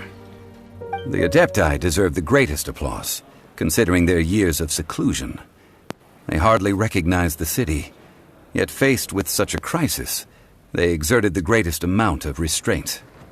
Not only did they manage to cooperate with the Qixing, but in the end, they even tried to understand the heart of the people. And hats off to the emissary dispatched by the Cryo-Archon to fulfill our contract, Signora. She managed to keep everything she knew in strict confidence, far from the eavesdropping ears of her colleague child, just as I had requested. All the while, I carried on as Zhongli, and fulfilled the traditions of Liyue in this mortal form. Thank you for walking that path with me, traveler. These things were all a part of my script. The only unforeseen plot twist was the conduct of the Liyue Qixing. I had expected them to do no more than the Adepti, to come to the defense of Liyue. But when all was said and done, they seized the opportunity to supplant Liyue's divine protectors, and used the subsequent power vacuum left by my death to quickly gain complete control of Liyue. Huh? That doesn't sound good at all! Ha! On the contrary, I think it is excellent. I had always feared that it was too soon for them to take over from me. And it was also that which I longed for the most. As such, this is the best parting gift anyone could have given this god of old. Hey, what about me? Doesn't anyone feel the least bit of remorse for deceiving me? You've practically kept me in the dark! I think that thanks would be more appropriate. You certainly played no small part in all of this, wreaking havoc and turning the city upside down. The Lord of Geo ought to thank you for your performance, if anything. If you hadn't created the pressure of a battle between mortals, Adepti, and a god, the lump of coal resting in the hands of the Geo-Archon, Liyue, would never have been able to become a dazzling diamond of a city. Huh? Just whose side are you on, mocking me like that? Are you itching for a fight?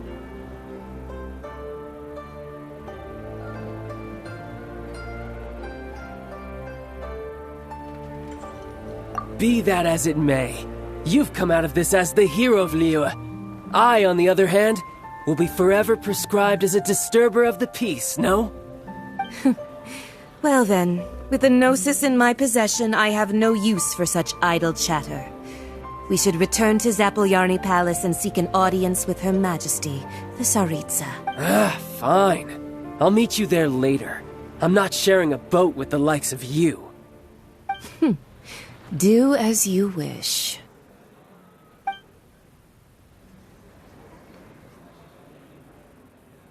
Now then, is there anything else you wish to ask me?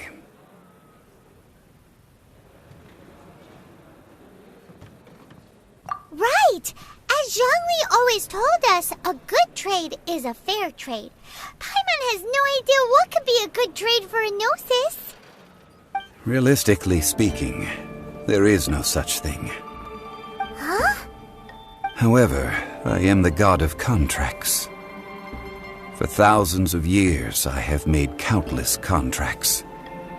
If the deal was of no benefit, then I certainly would not be inclined to agree to it. My agreement with the Cryo-Archon will be the last of my contracts as the Geo-Archon. My contract to end all contracts. As for the bargaining chip that the Tsaritsa used to balance the scales, uncover that answer for yourself in your future journeys.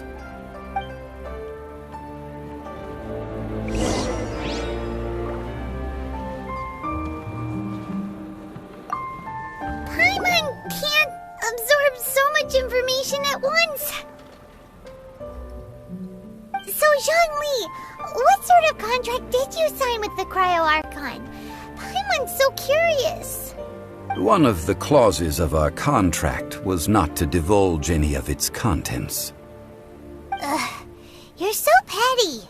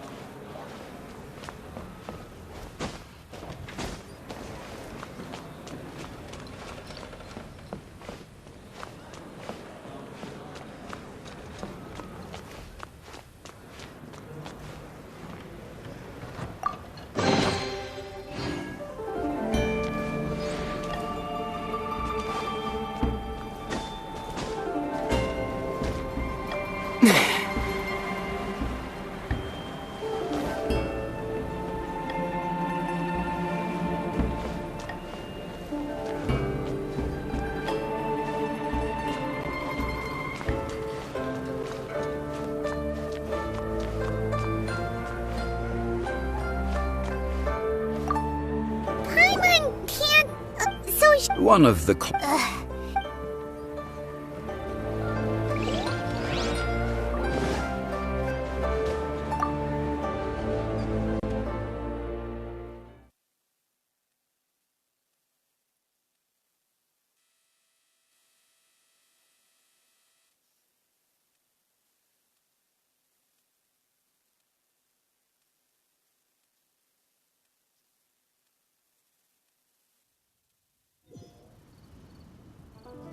Today's the day of the rite of parting. Although the star of the show is fake, we've spent so much time trying to organize it, it would be a real shame not to go there now.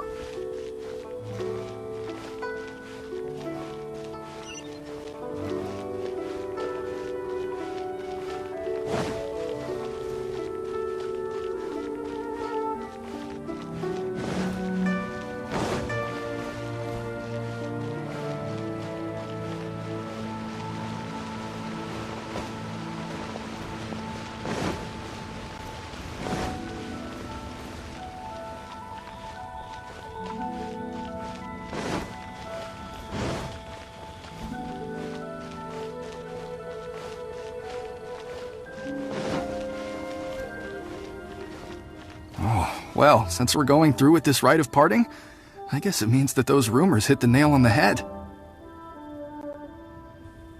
So Rex Lapis is really... But they didn't catch the culprit, did they? Oh, come on. Do you think that the assassin could have been a normal person? You know what I think. I don't think any of the gossip on the streets you hear from those shady types is worth anything. There's only one real possibility in my mind. I've heard that the assassin was that Fatui fellow. Youngish, pretty high in rank. I think they called him Child. The Fatui? They certainly are very suspicious. Who knows what those greedy, crooked folks... Shh! Lower your voice. If the Fatui catch you in their sights, Rex Lapis won't be around to protect you this time.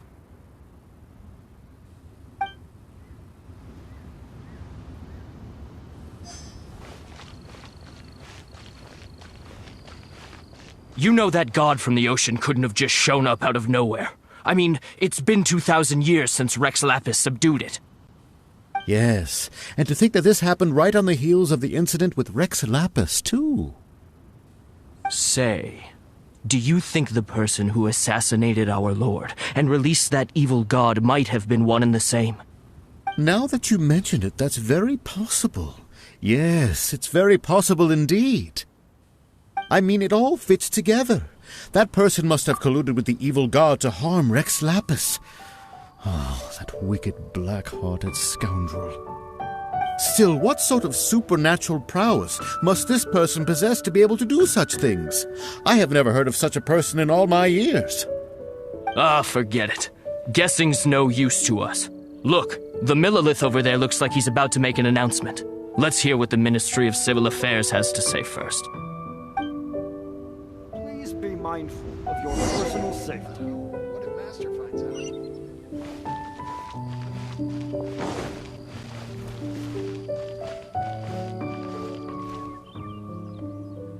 out? Hear ye all! The Chising's words. Though a dragon soars ageless as the mountains, it too must return to dust. This is common knowledge. Gods and Adepti live glorious lives, but both light and shadow have their season.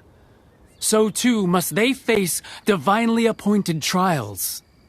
Rumors and hearsay abound on the streets that Rex Lapis was murdered. Now, let the truth be revealed. Having been thwarted in his trial, Rex Lapis's soul has recouped the celestial heights. He beseeches the people of Liyue to grieve not, and to let not their hearts be saddened. Nor are they to believe street-born rumors, or indulge in baseless speculation. Paimon needs a translation on what the Chising's announcement said.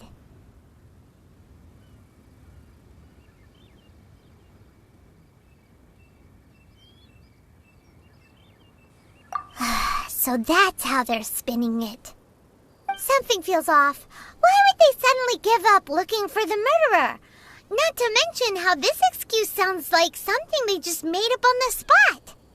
Could the Qixing already have known that Rex Lapis wasn't dead?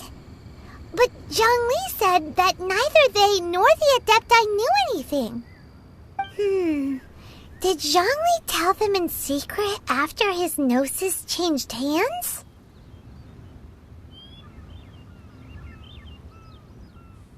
Exactly, right?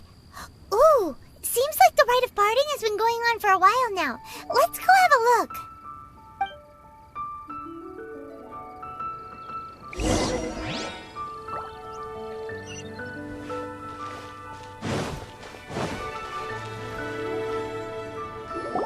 Look, it's Ningguang and Keqing. Are they saying something? Are their speeches over? As said previously, Rex Lapis's soul returning to the heavens is the end of the contract. And it is also the end of an era. 3,700 years of contracts burnt and reduced to ash. We, the people of Liyue, were indeed prosperous. But blinded by our prosperity, we forgot that time can be pitiless. The long, unending dream of our Archon walking among us. Now that we have awoken from our dream, we must learn to say farewell. Will you stand with us as we re-establish our contracts? As we build a new age of prosperity? So concludes the words of Her Eminence the Tianquan. Does Her Eminence the Yuheng have anything to add? Huh? Is she looking this way? Traveler. Yikes! She really is looking our way! Is that the traveler who they say defeated the ancient god? So young! The Liyue Qixing always repay their debts. And as you have heard, our eyes see far and our reach is long. Name your price. You deserve that much. Whoa!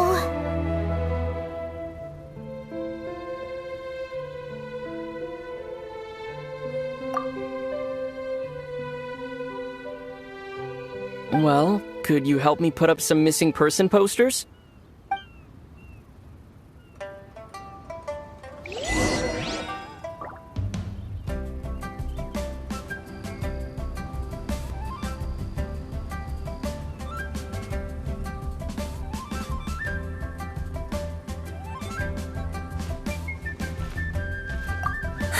And to think I'd put my best perfume on before coming here, thinking you'd like it. But it seems as if those perfumes really were meant to be offered to Rex Lapis. Well, that's fine. Suffer no rivals in love, they say. And that's 3 gone in 1 stroke.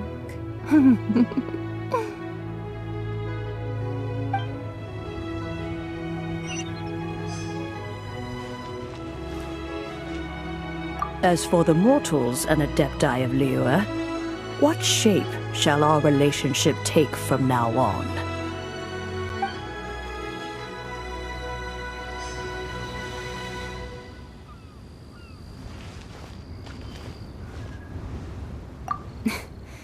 Why, you... Were you just trying to look cool earlier, or are you really that selfless? If you were looking for someone, you could have just told me that in private.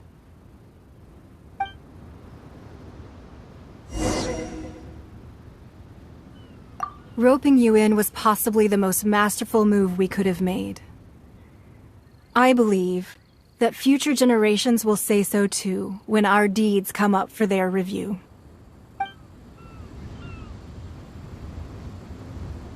The cleanup of the premises, managing the crowds as they exit, making an account of the rite. There's much that remains to be done. I didn't miss anything, did I?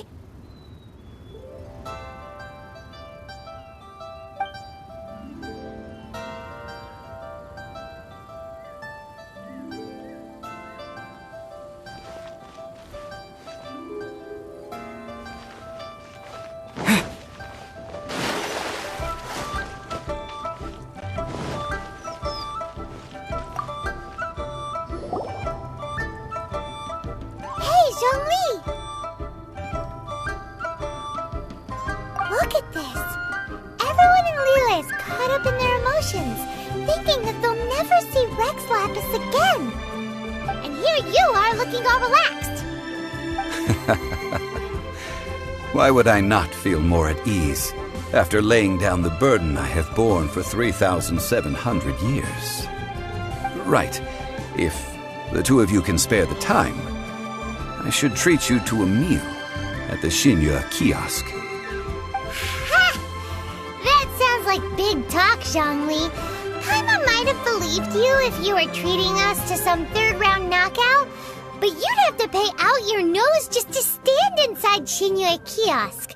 Are you sure you can afford it? You're right. I do like the Mora.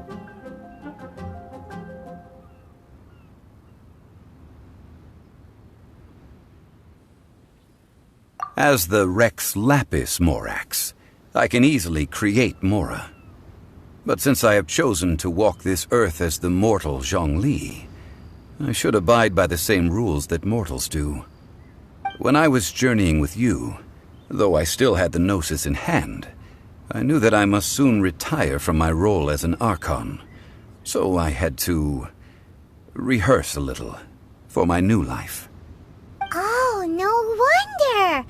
Paimon gets it now.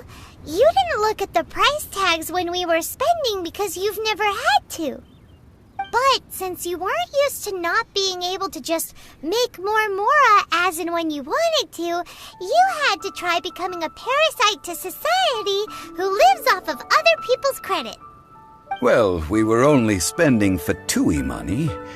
You don't have to say it like that. In the City of Commerce, we do not merely exchange money or goods. We also exchange knowledge, memories, and foresight, as well as positions, roles, and lives. The Archon Morax could never experience life as the true mortal Zhongli could, no matter how many times he descended to be with his people. I must thank you for that. I will treasure the memories that I made as Zhongli, traveling the streets of Liyue with you. That is true. But there is no journey that does not end. No meetings without partings. Paimon thinks that we should make a move and continue our search for the Seven. I fear that continuing your journey may be difficult. The nation that neighbors Liyue by sea, Inazuma, is presently closed.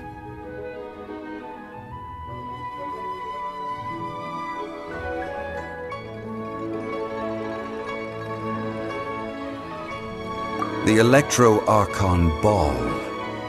And just as the people of Liyue preferred to call me Rex Lapis, she too goes by another name among locals in Inazuma. Paimon thinks we've heard that one before. Raiden? That is the case. And since Raiden is also the Shogun of the Inazuma Bakufu, people call her the Raiden Shogun.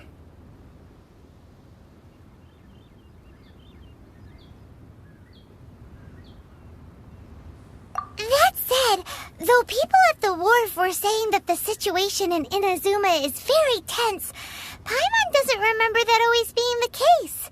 It wasn't that bad last year. Zhongli, since you're Rex Lapis, shouldn't you know something about what's happening there?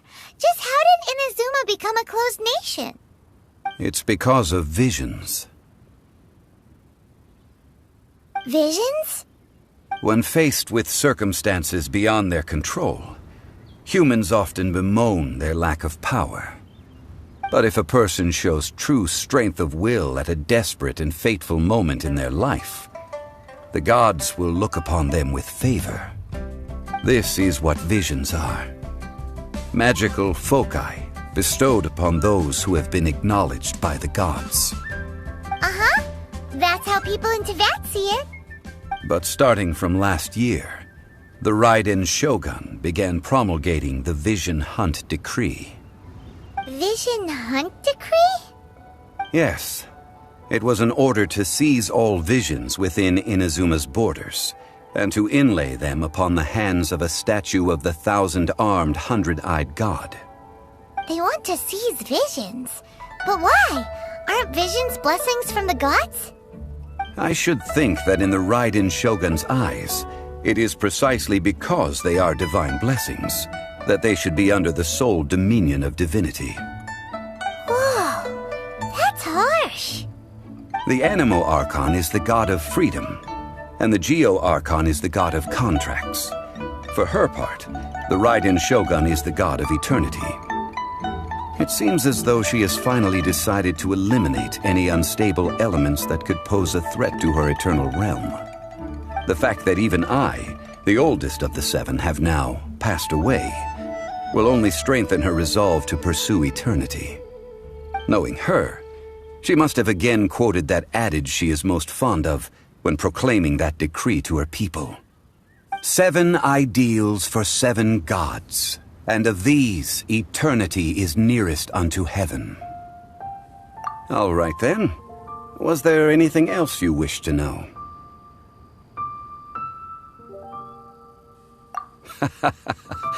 Ah, that was a good one. Failing a divine trial. How they came up with that excuse, I will never know. That said, the reason why the Qixing were so eager to resolve the incident and stop pursuing the culprit was indeed because they received news in secret that Rex Lapis was not dead. I hinted as much to the Adepti as well. How did I accomplish that, you ask? Have you ever heard of this particularly convenient Adepti art known as gifting dreams and visions? All right then. Was there anything else you wished to know? Yeah, about that. Before the Qixing made their announcement, we listened to a lot of people talking on the way. Most of them put the blame for everything on Child. These are indeed false accusations. But it remains undeniably true that Child did send people to the Jade Chamber to prevent the Adepti and the Qixing from defeating the ancient god. I've heard that Ningguang is busy milking that for all it's worth on the foreign relations front at the moment, browbeating the envoys of the Fatui. Ha! Those poor Snezhnayan diplomats. If it were not for Child's exalted position as a harbinger, I'm certain that they would have shifted all the blame to him and called for his dismissal by now. All right then. Was there anything else you wished to know? The time of the Adepti has long passed.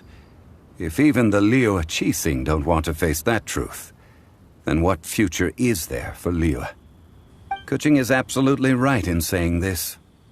Now, though I did laud Ningguang's desire for power, believing this to be a good thing, and thought as a matter of course that she must have been behind the Qixing's plan to take governing power over Liyue from the hands of the gods and Adepti, could the original person who brought up the idea of seizing power have been... All right then. Was there anything else you wished to know? That's right. Zhongli, now that you don't have your gnosis, what's going to happen to all the Mora in Teyvat? Since Morax is dead, are they all just gonna disappear? Also, isn't the Golden House the only mint in the entire continent? Will it even continue to work? The Mora present now will not vanish, but the Golden House will indeed have to cease operations for a lengthy period of time, since creating Mora requires the use of the Geo Archon's power. This is terrible! We're all about to run out of Mora! The world is coming to an end! Yes, this is indeed a major issue from a financial standpoint. Well, I suppose we'll just leave such troublesome matters to the Liyue Qixing to debate. Then, did you at least set some private funds aside for yourself? Oh, a private fund. This does seem like a good, logical, common-sense idea. It's a shame. What's a shame? It's a shame that I didn't think of it at the time. All right then. Was there anything else you wished to know? Well then, I suppose you'll have to find a way to get inside this closed nation. Have patience. I suspect that some serendipity must first come into play.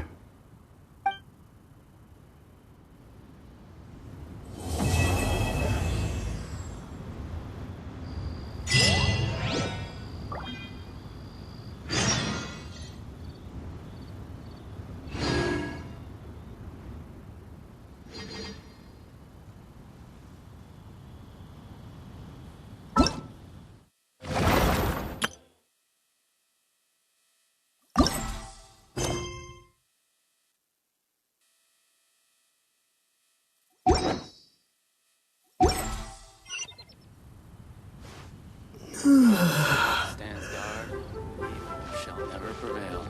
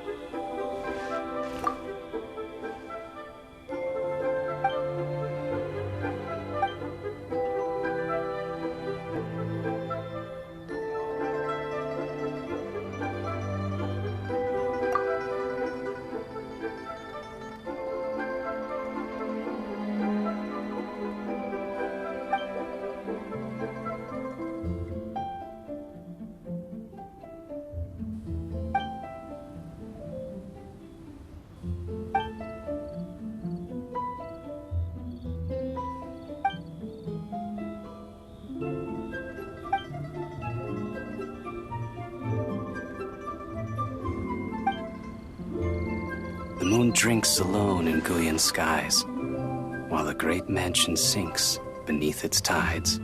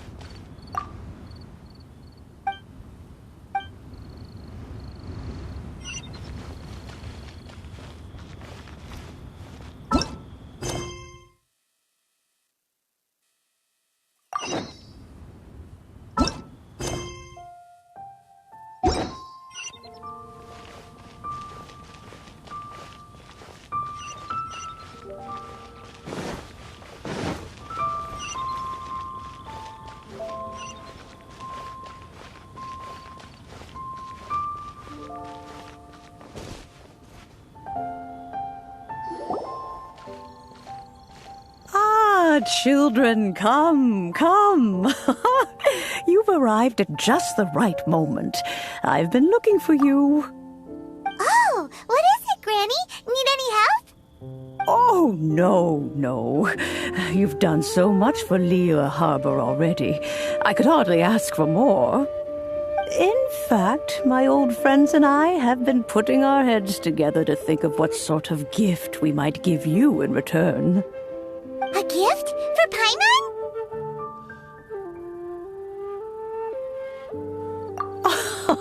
Oh, child, you are so very modest. Uncommonly so, even. But you mustn't decline this gift. I simply won't allow it. When you traversed my old teapot in search of the cleansing bell, I heard your little friend mention that you often camp out in the wilds. That simply won't do, especially since I imagine you still have a very long journey ahead of you. Fortunately, I have not yet grown so old as to see my subspace creation abilities atrophy.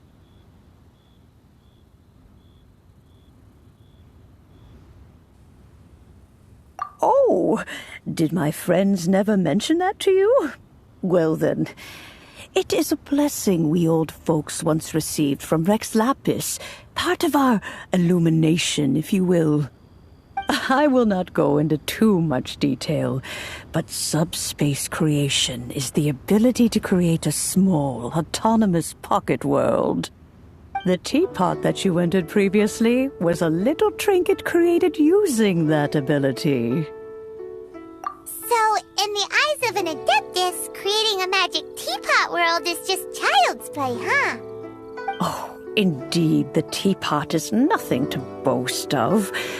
One such as myself must depart from this realm to create a world of one's own. Rex Lapis, on the other hand, moved mountains and seas. That is what one might call an exercise of true power.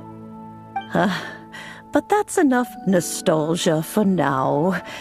The gift that I have prepared for you just requires a few final materials to add the finishing touch. That's right! Finding stuff's what we're good at, after all.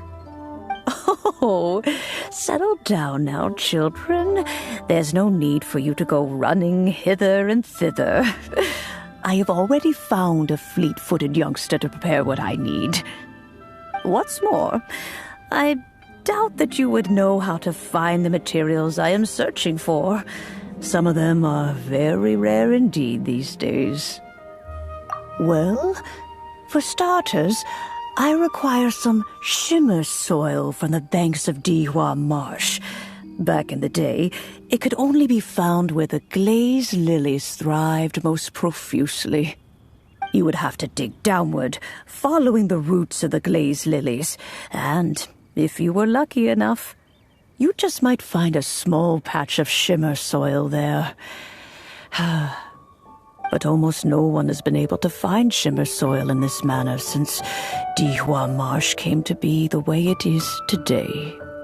Even more difficult to find is smaragdus jadeite, which must be chiseled from the rock of the chasm.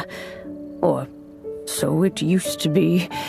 Ever since the Blackcliff Forge opened for business, they've slowly but surely stripped the mines all but completely bare of it. In any case, smaragdus jadeite is an Adepti treasure, and the adeptal power within is not something that most humans can withstand. Extended contact with it is, in fact, harmful to humans. Goodness knows if that child will succeed in finding these items.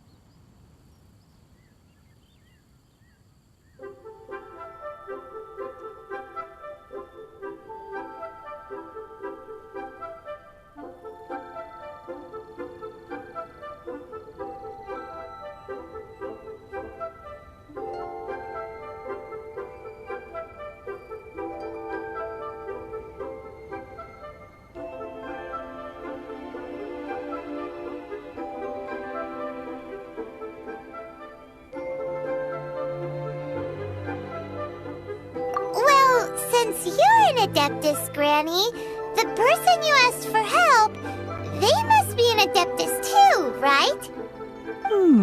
Yes. I suppose she does count as an Adeptus. She counts?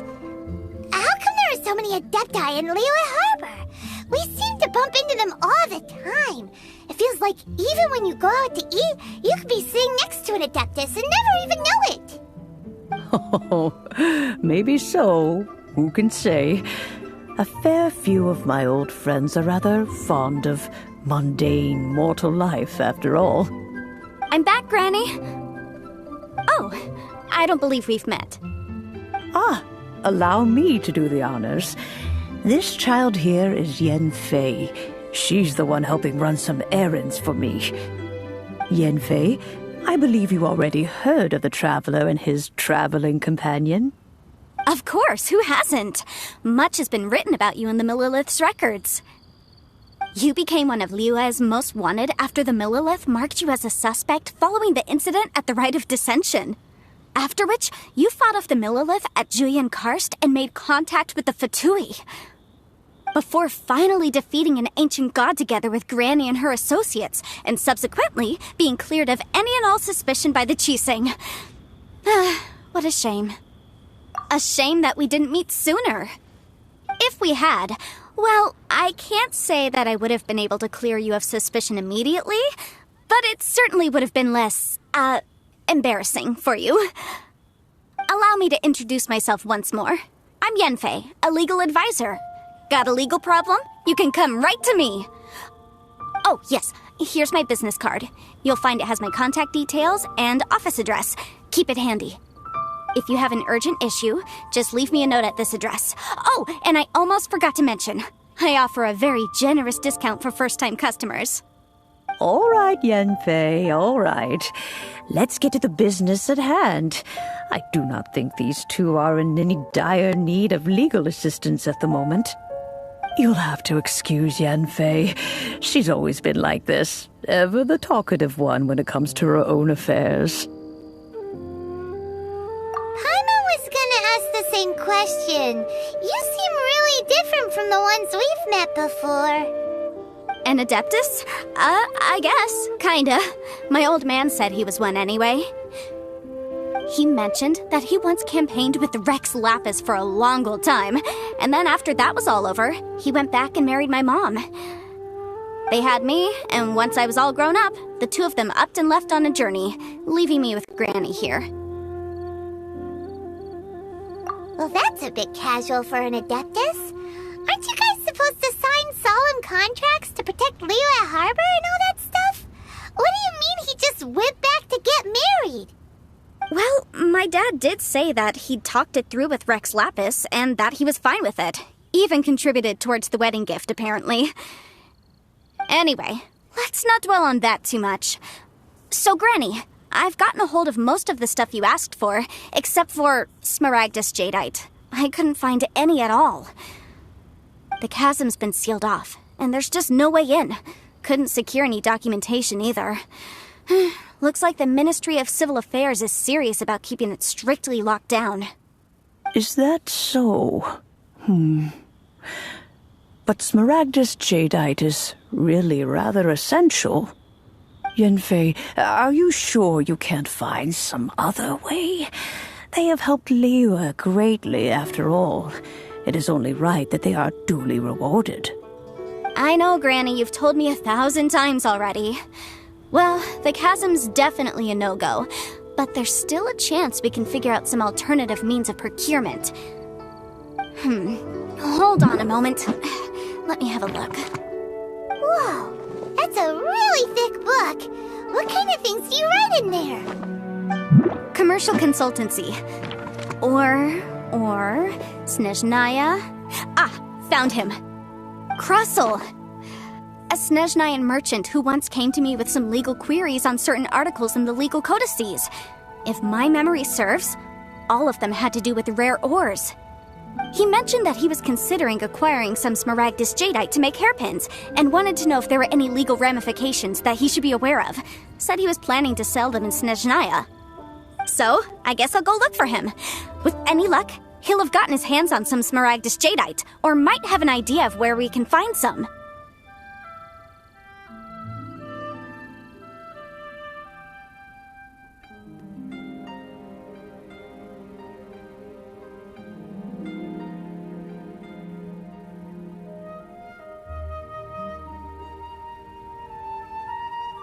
Oh, you want to join me? I suppose that's no problem, but it's best if you just stand by and watch. If you try to get involved, you'll only risk placing yourself in legal jeopardy. Wow, an Adeptus imploring us to avoid incurring legal liability. Well, that's a first for sure. Best we be a little more careful than usual while we're with her.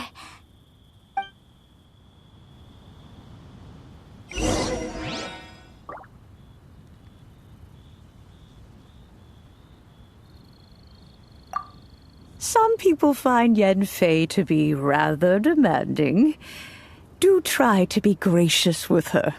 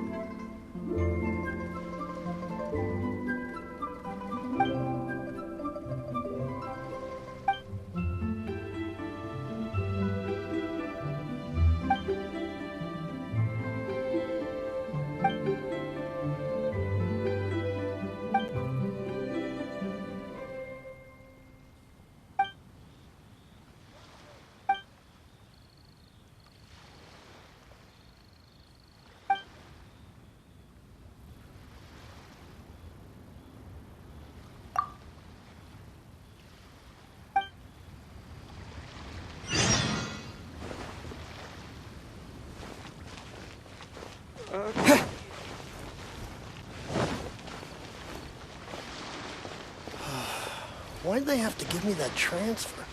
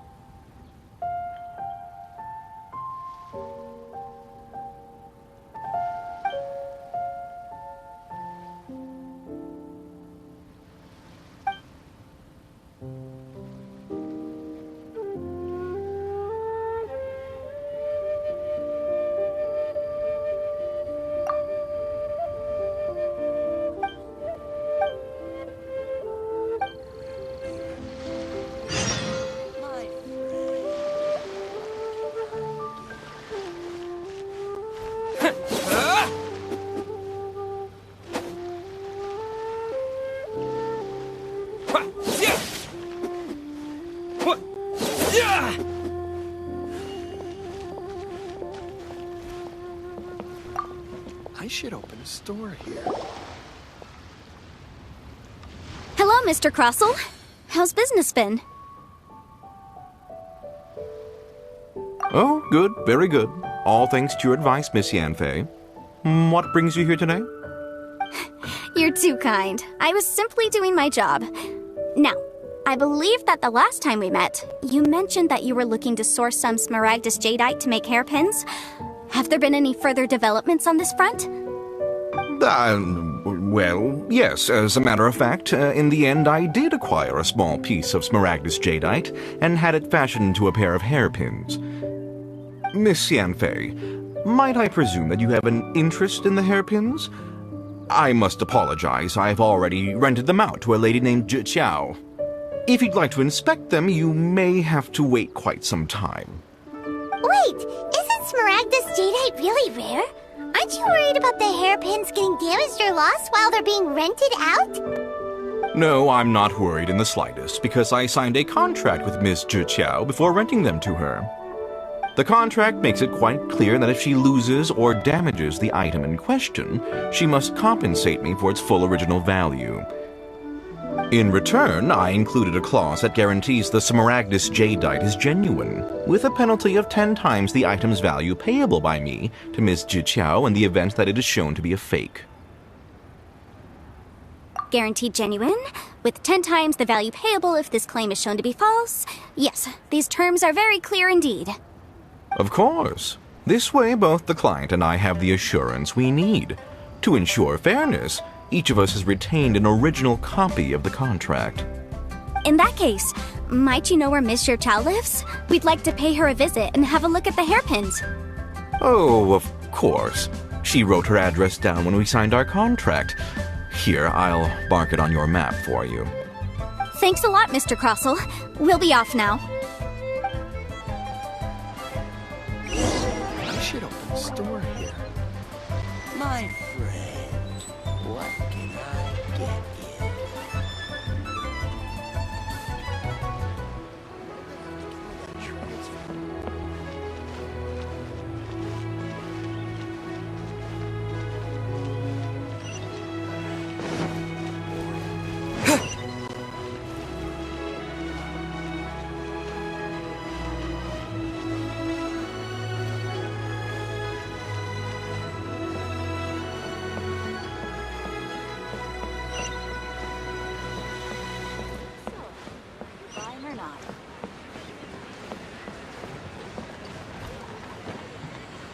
Auto reconfiguration is an essential.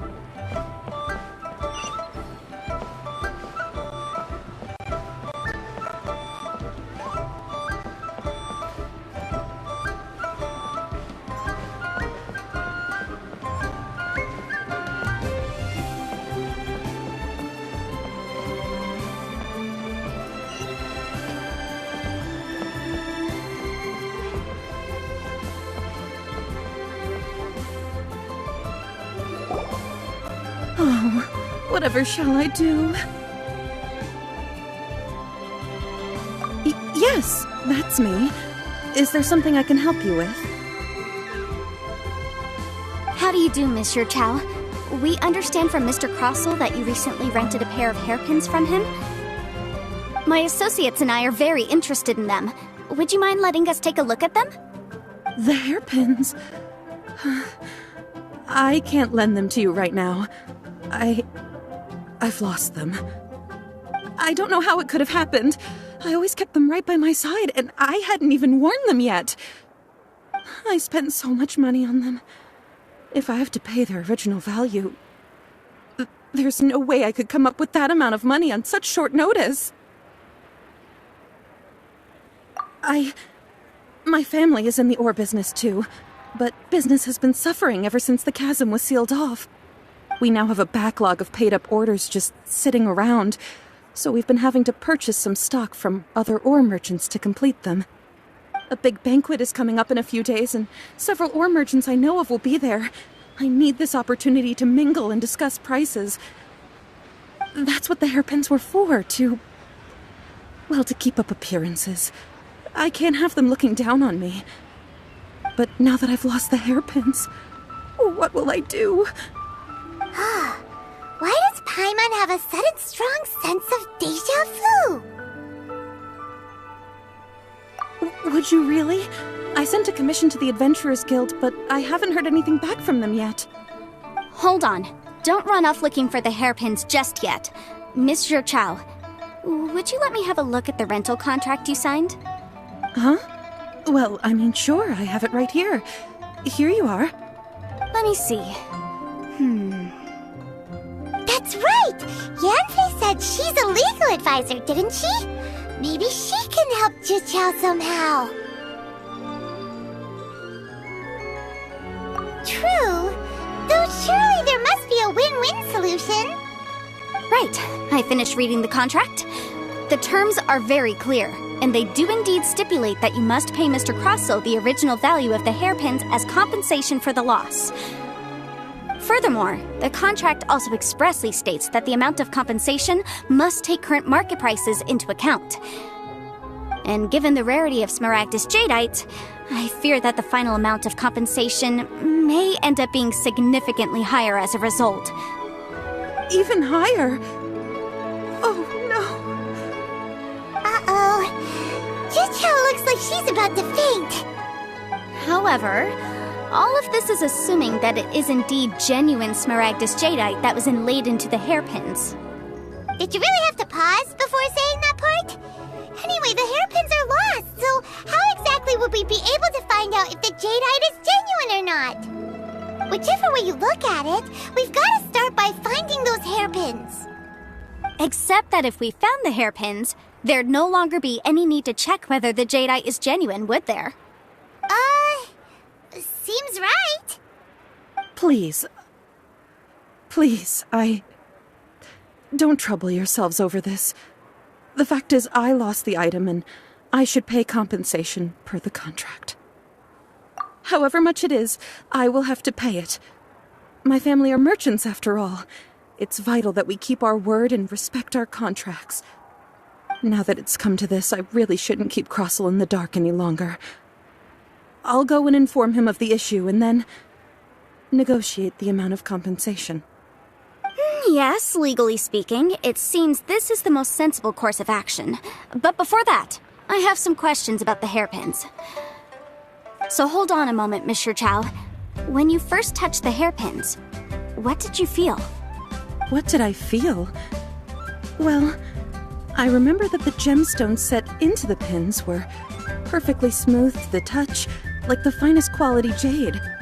My family has seen much jade pass through its hands in the past, so I am quite certain of my judgment in this matter. Smooth to the touch. Finest quality jade. No, it's nothing. I just need to re-examine a few things. Let's head over to Mr. Crossell's.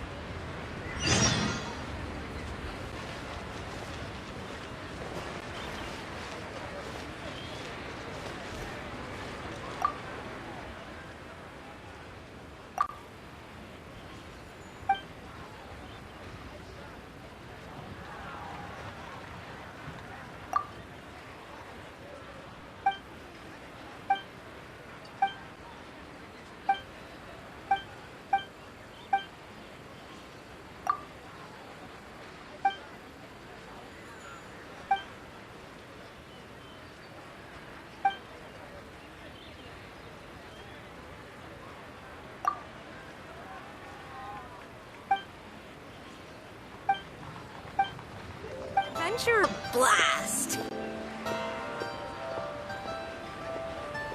Jewelry's out of stock.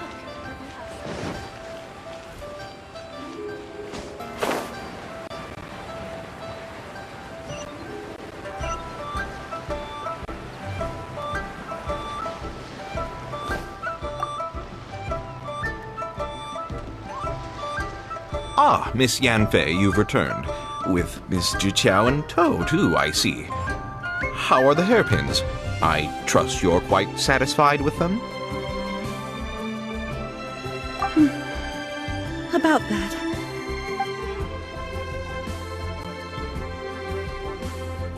You lost them? Are you serious? Do you have any idea how expensive they were? I'm sorry. I'm sorry. Truly, I am.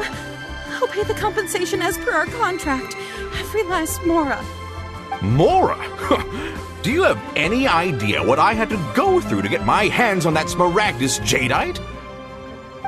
I just don't... Forget it. Talking won't bring them back. Since Miss Yanfei is here, I suppose we can just have her estimate the amount that needs to be paid. No problem. But before I can give an official estimate, I'll need to do a little market research. Ah, yes. And if I may just confirm again, it was in fact genuine smaragdus jadeite inlaid into the hairpins, correct? Of course! Genuine article guaranteed, or I pay back 10 times the value. All right, understood.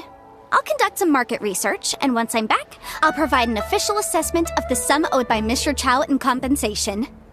Please wait here, Mr. Crossell. Thank you very much. How could she lose my hairpins? She'd better pay every last mora that they're worth.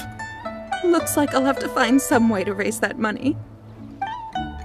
Please wait, Mr. Chow. I have something to discuss with you. It's not convenient to speak here, so let's find somewhere that we can sit and talk in more detail. Give me that transfer. What can I get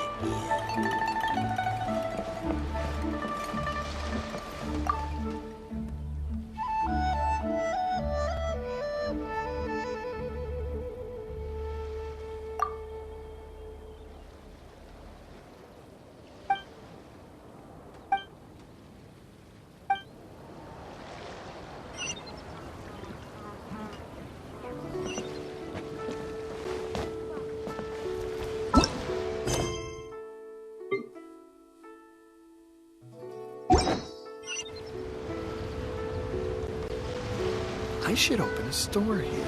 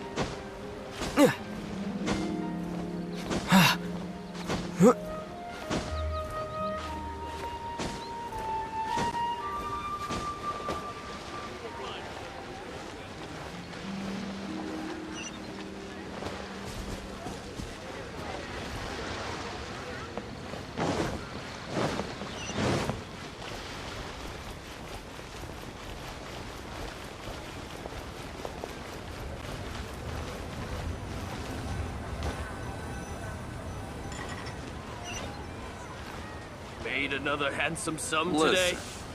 let me tell you how it is. Come and see these rare and precious curios. Miss Yanfei, what is this about? Are you here to tell me how much I owe? No. What I wanted to talk about is, there is a chance that the ore inlaid on those hairpins may not be smaragdus jadeite after all.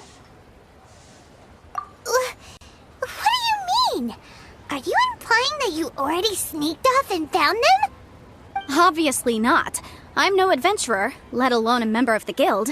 I don't run thankless, time-consuming errands for a living.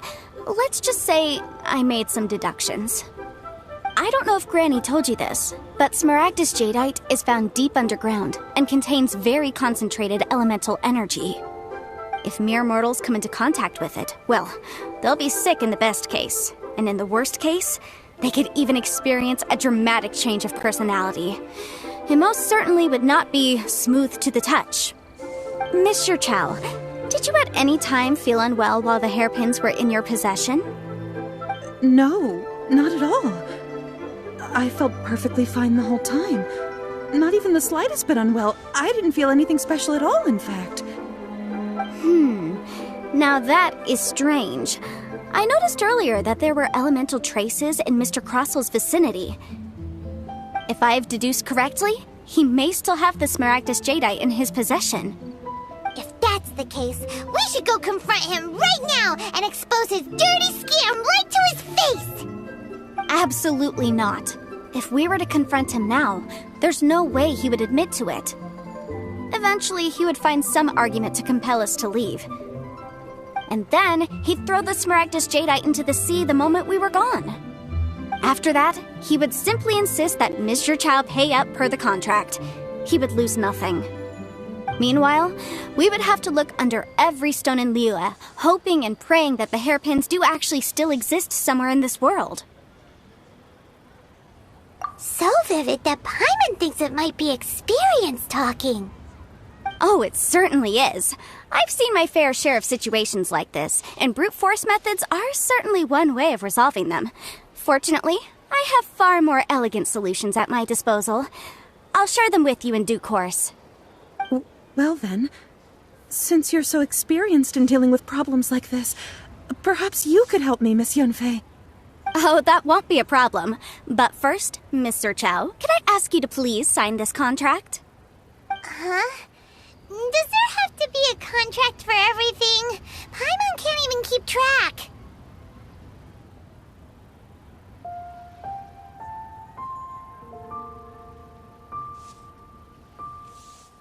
It feels like Yanfei is even more concerned with them than a certain someone else we know. These are my formal terms of engagement. Everything prior to now has just been pro bono advice. But for me to investigate any further, I require a written contract. Any work commissioned but not bound by a contract cannot be relied upon. I understand. Then I will be glad to place this matter into your capable hands if you will take it, Miss Yunfei. No problem. Just sign here, and I'll sign too. Okay. Now write your address here, and then sign on this page as well. And I'll also need your signatures on pages 5, 7, and on the very last page. Finally, if you could just use this ink pad to make a handprint over here. This contract has so many pages. Paimon's all out of brain juice again. Alright, that should do it. My fees are the same as always, and they're written in the contract. Have a look through and let me know if you have any questions. I've had a read through. Everything checks out. Well then, here's your copy of the contract. I will retain the other copy. Not for now, no. Despite how intractable this problem might sound, it will actually be quite straightforward to resolve, once we've got some things squared away. I don't believe you have been part of an investigation like this before, in which case, hopefully this should be quite the experience. Miss Yunfei, I have to ask, why are you helping me? Because, as it happens, I'm currently trying to acquire some Smaragdus jadeite myself. I noticed strong traces of geoenergy around Mr. Crossel, so perhaps he has, in fact, secured some. Whether he actually made it into an item of jewelry or not is a separate matter, but either way, it's a lead. As long as we follow it, who knows? We might just be able to get our hands on some Smaragdus jadeite. Also, the idea of someone abusing the law to their advantage, I won't stand for it. But again, let's not dwell on this. Let's go to... where can we find someone who processes ore? I've got it! Let's pay a visit to Chateau, the boss of the Jade Mystery.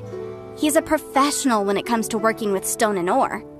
If Mr. Crossell had his ore worked on at all, Chateau would undoubtedly have been his first choice.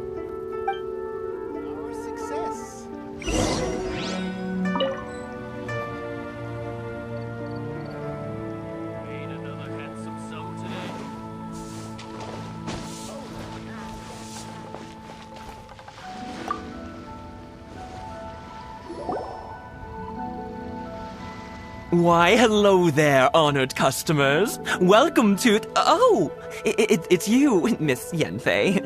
Is something the matter? Surely not more spurious claims that my jade betting is rigged and no one can ever win? Oh, I swear on all that is sacred. No, nothing of the sort. Has a Snezhnyan merchant named Crossell enlisted your ore processing services recently by any chance? A Snezhnyan merchant named Crossell, you say? I do remember that. He brought me a piece of ore, claiming that it was Smaragdus jadeite. That was the first time I'd ever encountered it, so I had no way of telling if it was really Smaragdus jadeite or not. But if a customer insists, far be it from me to contradict them. He was quite generous with his money, too, so I didn't give it too much thought. I processed the ore as per his request. Do you have any leftover debris from your work on it? Why, yes. It was my first time encountering this ore, after all, so I kept a few loose shavings to study myself later. They're right over there, in fact. Thank you, sir. We'll take a look at them.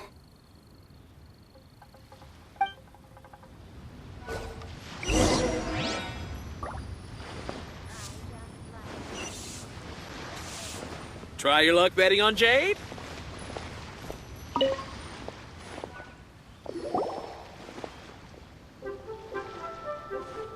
Huh?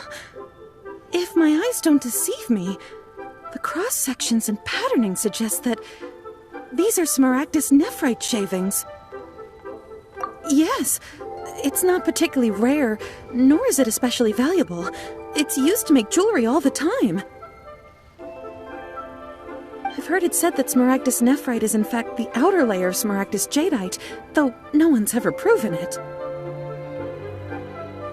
A thin layer of separation, huh? If you must see for yourself, try examining these shavings for traces of elemental energy. Smaragdus nephrite is an entirely ordinary ore, containing no elemental energy whatsoever. Is that so? Well, we might as well give elemental sight a shot. So, did you find anything?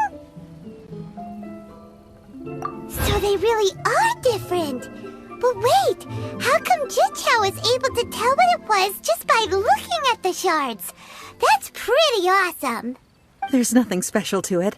It just so happens that I've come across a great many of these in my time. These two stones actually look very similar. Someone without a deep understanding of them would find it very difficult to tell them apart. There may be only a subtle difference for the casual viewer, but that translates to an astronomical difference in terms of the market price. And, I'm sure, a significant difference in the cost of having them carved into shape. All right, let's focus up. We're going off on a tangent. But never mind, Shirto. Why would Mr. Crossell... Unusual actions have unusual reasons behind them. Let's take some of these shavings back to Chateau.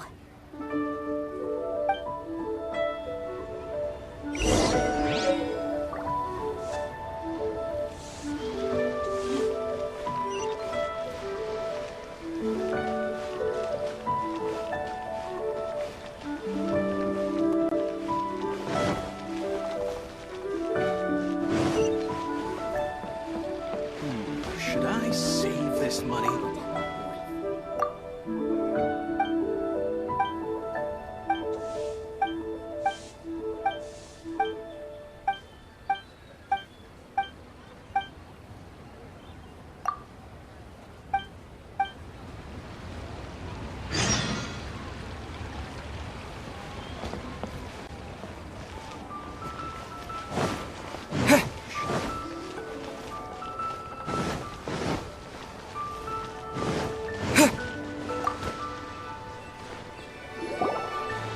Miss Yenfei? Might I be so bold as to inquire, If you could just confirm for me once more, sir. Mr. Crossell did indeed claim that the ore he brought to your store was in fact Smaragdus Jadeite, did he not? Yes, that's right. I still have a record of the job with me, in fact. Here. It says quite clearly, 1 chunk Smaragdus Jadeite, uncut. Then I have no further questions. But could I borrow the processing record and these stone shavings? Of course. But might I ask why you need them? Oh, I have my reasons. Yes. Please sign here on this affidavit. This document shall serve as signed proof that these stone shavings originated from the, ore that Mr. Crossell brought to your store. Please read it carefully. Yes, I see. Forgive me for asking again, Miss Yenfei, but might I know the nature of the incident on this? I wouldn't say there's been an incident, just a minor issue. Thank you, sir. I'll take these with me. With this hard evidence to back us up, Crossell won't dare try to deny what he did! On the contrary, this is far from sufficient to build a case. We need to find something a little more compelling.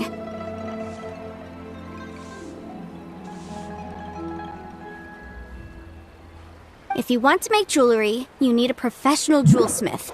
Let me think. Jewelry. Nope. Aha! Got it! Sinxi. She often helps people to find a jewelsmith. Let's go pay her a visit. Well, that was quick. How come you know so many people?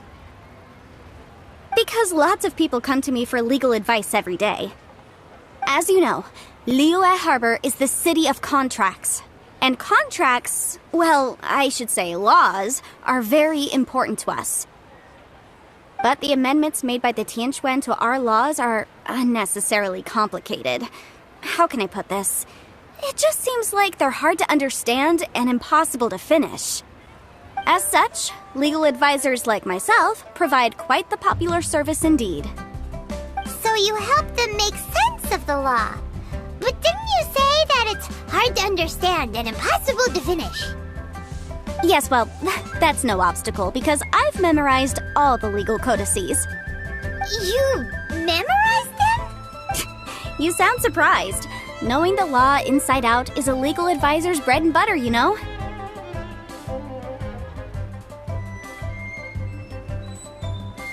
Oh, this has nothing to do with being an adeptus. I just like reading things. Again, with that casual tone. Well, that's that then. Let's go look for Sinxi.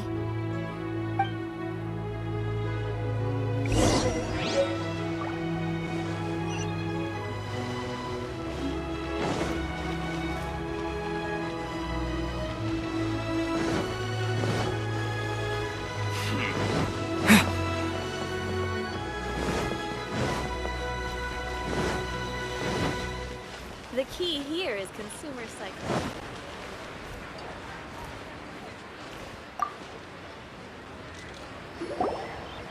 Oh, Miss Yenfei, it's you. Has something happened? Did the client from last time, Have no further trouble from then on? Yes, of course. I'm just here to ask you a few questions. Has a merchant by the name of Crossell asked you to put him in contact with a jewelsmith recently? Crossell? Yes, I remember him. He's a merchant from Snezhnaya, no? Yeah, he came to me with a chunk of something he called Smaragdus Jadeite. The design of the hairpins that he gave me was quite intricate, so it took me some work to find someone who was up to the job. Eventually, I found an older jewelsmith who made them exactly according to his specifications. This order was on hold for a very long time, and only completed quite recently, which is why I remember it so well. Doesn't seem like there's any evidence to be found here. Miss Sinxi, I'd like for you to confirm for me once more. When Mr. Crossell commissioned you to find him a jewelsmith, did he or did he not assert that the material he presented to you that day was called Smaragdus Jadeite? Yes, I'm sure of it. The hairpins were made using many expensive materials, and the asking price was quite high, so we had to put this transaction on record with the Ministry of Civil Affairs. Mr. Krosel wasn't very familiar with the necessary procedures, so I filed it on his behalf. I also kept a copy for my own records. See for yourself, the item is called Smaragdus Jadeite Twin Phoenix. The inlaid gemstone is recorded as Smaragdus Jadeite. The document even has the official seal of the Ministry on it. Thank you, Sinxi. Now, could you let me borrow this document? Sure, it isn't serving much purpose here anyway. I take it then that there's been some more trouble?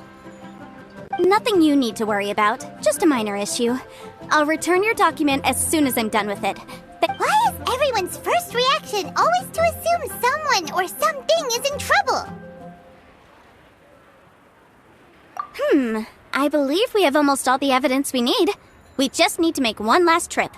Let's go to Boo Boo Pharmacy to speak with Dr. Baiju. The weirdo with the snake around his neck? What do you want to speak to him for? Because only he can provide an authoritative statement confirming that Smaragdus Jadeite is harmful to the human body.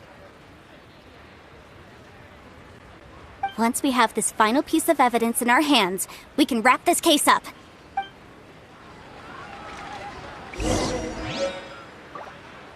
Jewelry's out of stock, but we have some new items.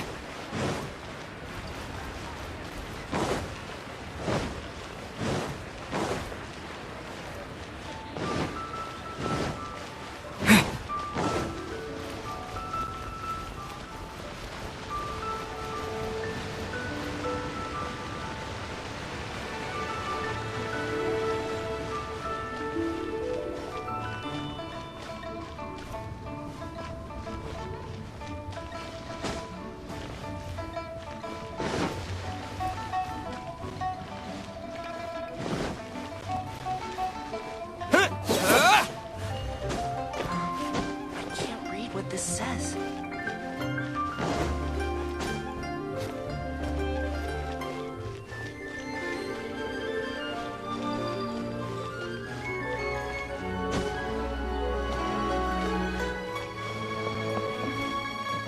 Please, show me your prescription. My, to what do I owe the pleasure?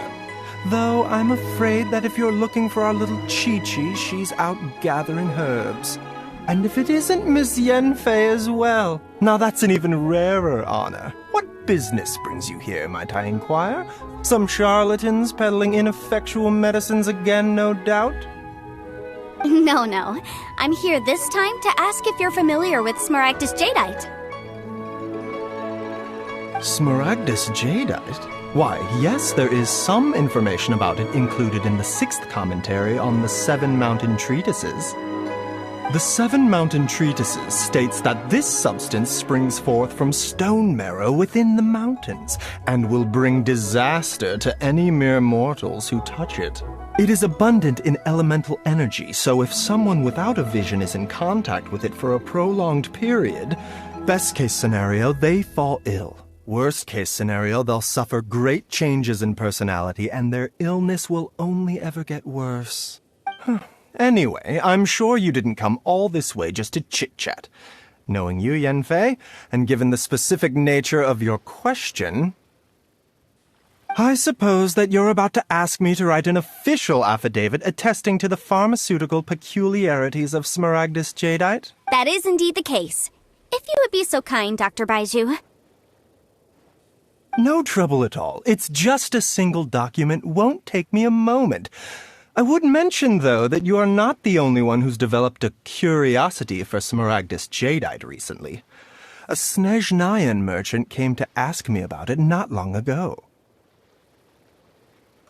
But after I gave him my reply, his expression shifted to one of remarkable disappointment.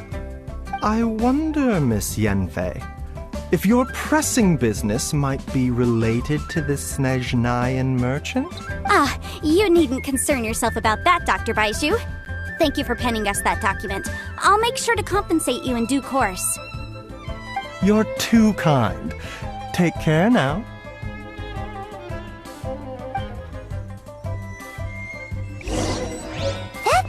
two guys as weird as ever. Is it just Paimon, or does it feel like he was fishing for something back there? Honey. Dr. Baiju's always been like that. Well, we have the evidence we need. Let's go find Mr. Crossell.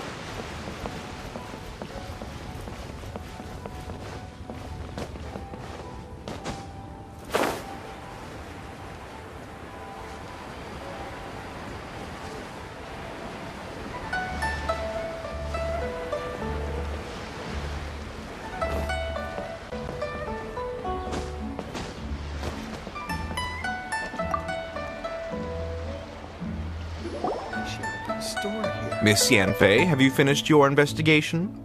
I trust you will now be in a position to assess the compensation due. Yes, my investigation is indeed concluded. I can now provide a final figure for the amount payable. Wonderful. Well then, please, could you do the honors, Miss Yanfei? Of course. According to the stipulations of the contract, Mr. Crossell, you must pay Mr. Chow 10 times the original transaction price in Mora.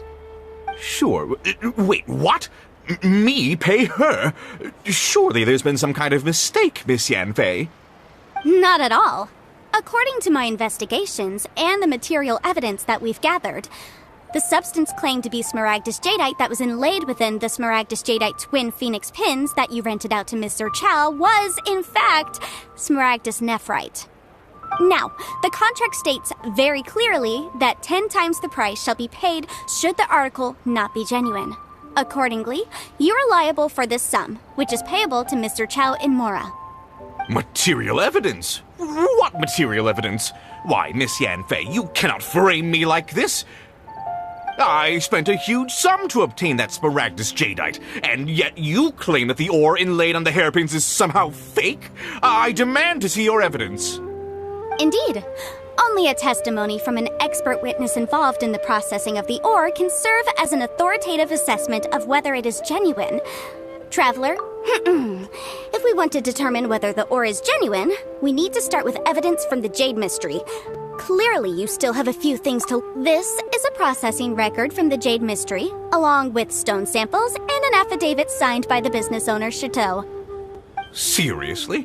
Even the boss there couldn't differentiate between Smaragdus Jadeite and Smaragdus Nephrite. How does this prove anything? In any case, Smaragdus Nephrite is the outer layer of Smaragdus Jadeite. So I had him cut away the Nephrite, he returned the valuable Jadeite core to me, and some Nephrite samples remain in the store. What am I missing exactly? That's an unsubstantiated belief. Well, your claim that my ore is fake is just as unsubstantiated. And we are here to talk about evidence. Ugh. Looks like our first piece of evidence didn't convince him at all. Seems like he came prepared. What should we do next? Hard evidence. Something legally binding. This document proves that my hairpins are the real deal, doesn't it? This is the Ministry's seal after... Our second piece of evidence... You know, you could be right. Perhaps the hairpins are the real deal after all. Of course I'm right. All the evidence shown supports my story. Well, hang on a moment now, because I do recall one final piece of evidence that we haven't revealed yet. Traveler, would you do the honors? What's this? Smaragdus Jadeite springs forth from stone marrow within the mountains and will bring disaster to any mere mortals who touch it. Sustained contact with Smaragdus Jadeite over a prolonged period will, in less serious cases, cause a mild malady, while in serious cases, the patient may suffer a dramatic change of personality and fall seriously ill. Mr. Crossell, were you aware of these peculiar properties of Smaragdus Jadeite? I had no idea. No idea, you say? I'd guessed as much. But for you to have rented out such a dangerous item... I'm afraid that this falls outside the scope of my work, but within that of the Ministry of Civil Affairs. However, I'm sure that the Ministry will be relatively lenient considering that, as you say, you were ignorant of the danger you posed. Don't worry, Mr. Crossell. I will make sure that all the evidence presented here will be handed over to the Ministry. I trust that you'll give them your full cooperation in their investigations. What? Wait! I knew. Oh, so you knew? Oh dear, Mr. Crossell. But if you knew of Smaragdus Jadeite's dangerous properties beforehand, why would you... Huh? No, The hairpins aren't actually inlaid with genuine Smaragdus Jadeite? Is that what you were about? You do understand, Mr. Crossell, that this means that you will have to pay Ms. Zerchow 10 times the original price in Mora? Mr. Crossell, your answer, please. My client and I are waiting.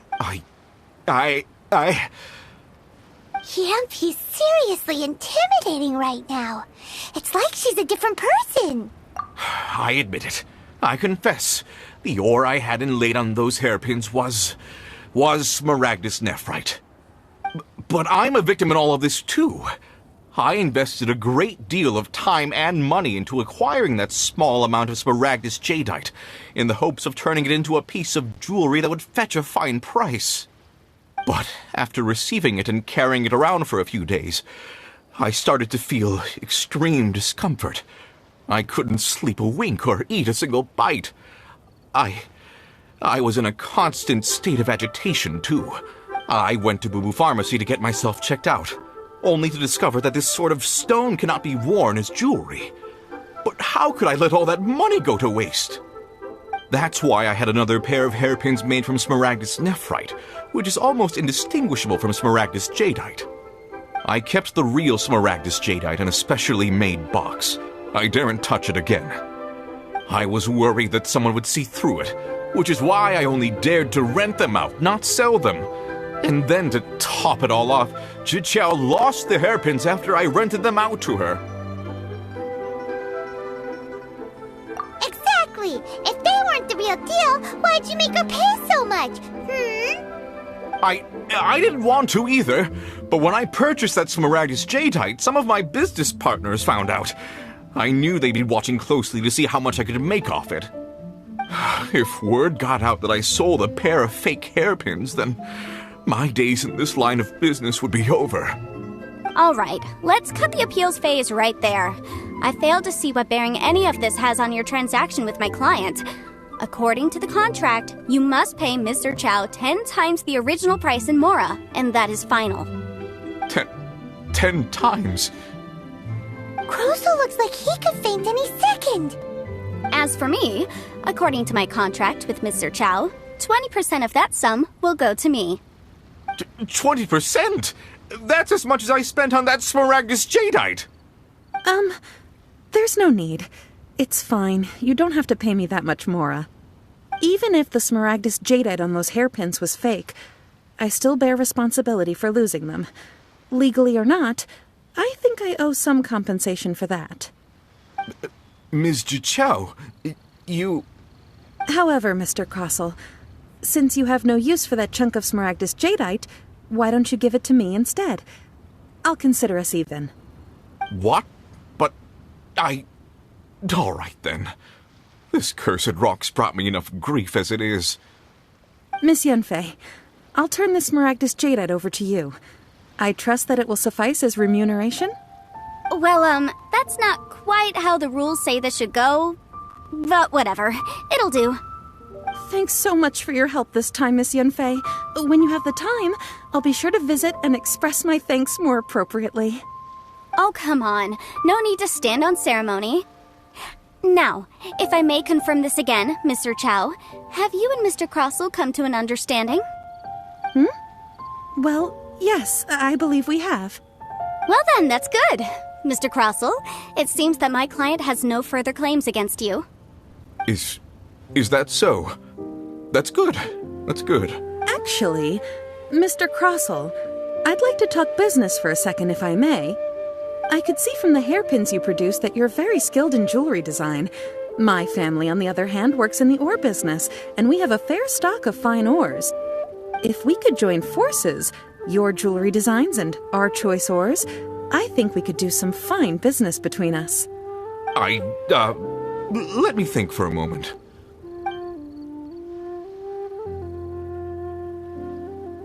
Well, that's that.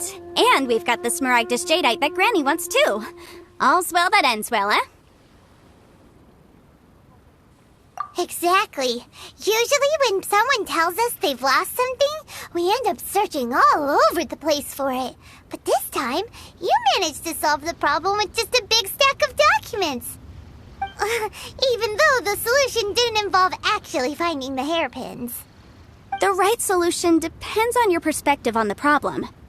The objective of my client, Mr. Chow, was to reduce her liability to pay compensation. So, rather than looking high and low for some hairpins, proving that the rented item was nowhere near worth what the vendor had claimed it to be was the more efficient solution. An Adeptus. Speaking of, you took part in that battle, didn't you? In which case, you would have heard what Granny said. Liyue Harbor is now a city ruled by humans. The title of Adeptus means precious little to me compared to my job as a legal advisor. In any case, don't you think that the Liyue Harbor of today needs legal consultancy far more than it needs adeptal powers? Paimon can think of someone who would definitely disagree with your reasoning.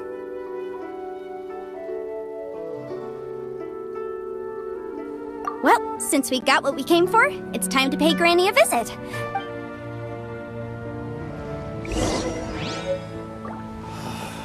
Why'd they have to give me that...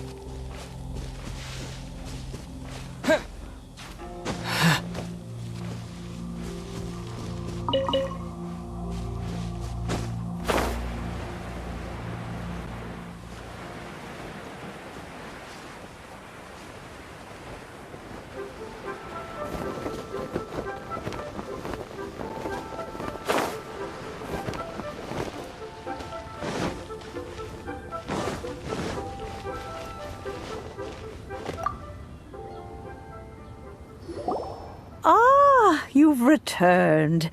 How did it go? Were you able to find the Smaragdus Jadeite? Good, good. Then we have all the materials we need. Well, if we're all set, Granny, I'll get going now. Got a ton of clients waiting for me back at the office. Oh, you? All right then. Go see to your business. Granny should be able to handle the rest. I'm off then. Bye! Oh yes, Traveler. Make sure you don't lose the business card I gave you. I've been looking into the laws of other nations as well. If you should ever bump into any trouble with the law, come find me directly. Regulars get discounts too. Come now, child. Are you leaving or are you not? If you have no wish to leave, perhaps you'd like to help me clean my teapot, hmm? I'm leaving! I'm leaving! That child. Goodness knows where she learned to be so rambunctious. Her father was hardly so riotous or fond of talking nonsense back in the day when he stood beside Rex Lapis. Indeed she is. Liyue has changed, and the Adepti must also learn to change. Yanfei might be overly garrulous, but she is also the most intimately acquainted with the city among us all. Liyue is not the same place I once knew. All right, then. Let us speak of this no more. Back on topic. I believe that I still owe you a little gift. Oh, Paimon's so excited! How is it made? It is but a single teapot. It shan't take long at all. Just wait here for a moment.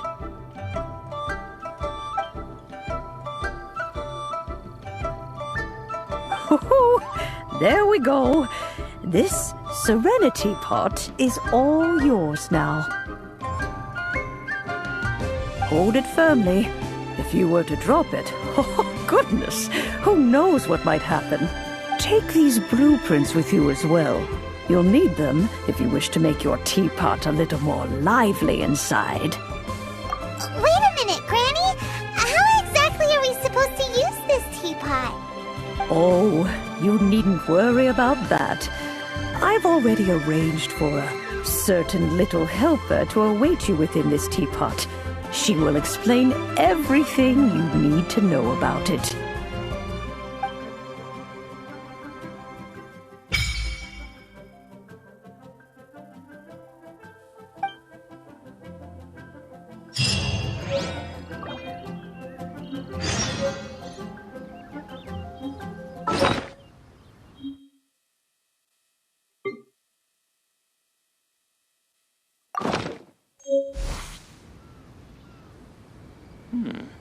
This is a peaceful neighborhood.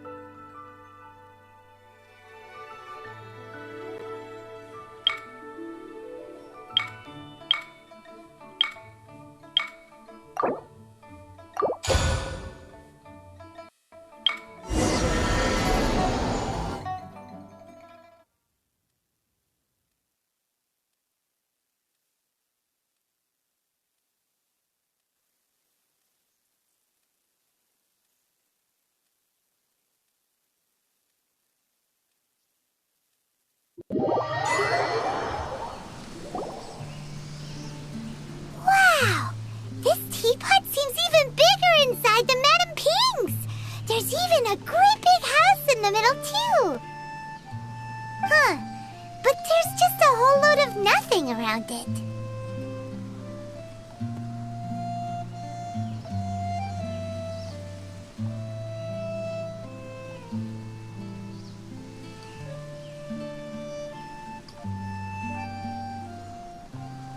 Paimon can't do that! Well, you're the one with the sword anyway, you do it! Still, why is it so empty here apart from that house? Oh, wait a second, what is that?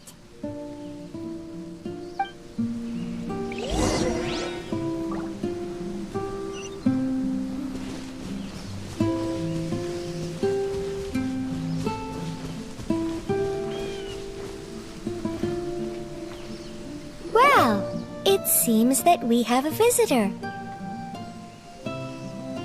It's a huge finch!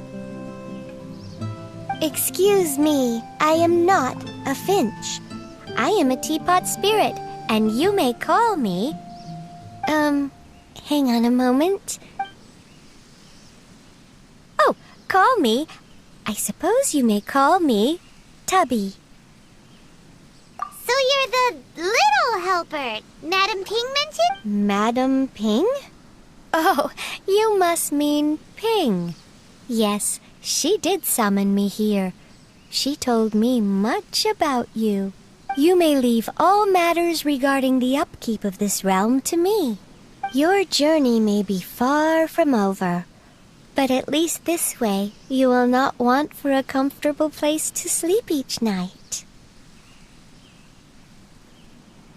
Though it is the Adepti who create realms such as this, they generally do not have the time of day to attend to the banal matter of their maintenance. Thus, we teapot spirits were created to help guard their realms and manage their affairs. You may consider me a butler, if you will. Now, allow me to explain this realm to you. Have you any blueprints on you? Specifically, blueprints with beautiful rooms, chairs, and the like. As long as you have a blueprint, you can refashion this realm however you please. Blueprints? Oh, that's right! Granny handed us some when she gave us the teapot, didn't she? Let's take them out and have a look. Yes, these are the blueprints I'm talking about. Just commit the image of the objects to memory and prepare the necessary material. Then simply release the thought from your mind and the object in the blueprint shall appear within this teapot. Wow! Is that all it takes? Then we could build a whole city inside, couldn't we? I doubt it. A golden-eyed adeptus explained this to me at some point in the past. He said that even though subspace creation is a product of adeptal power, even that has its limits. This world is not a true one, after all. It provides merely a moment of brief respite from the mortal realm, not a means of escaping it entirely. A golden-eyed adeptus? Paimon wonders who... I hardly remember myself. What's more, I have never seen that adeptus again since. Well, let's not dwell on that. Have a look around. Best you get accustomed to this realm. If there's anything you would like to ask, just look for me.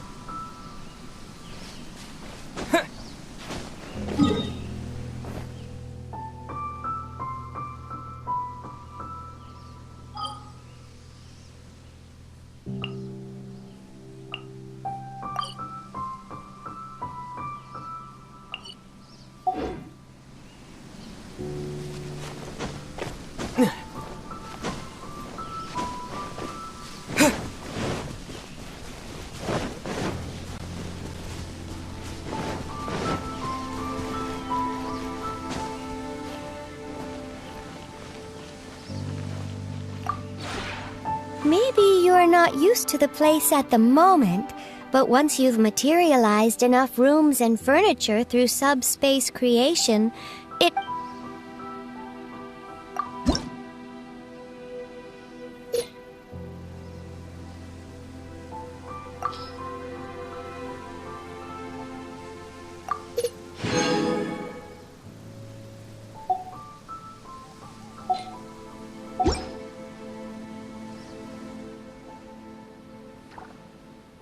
If you ever have any questions about the...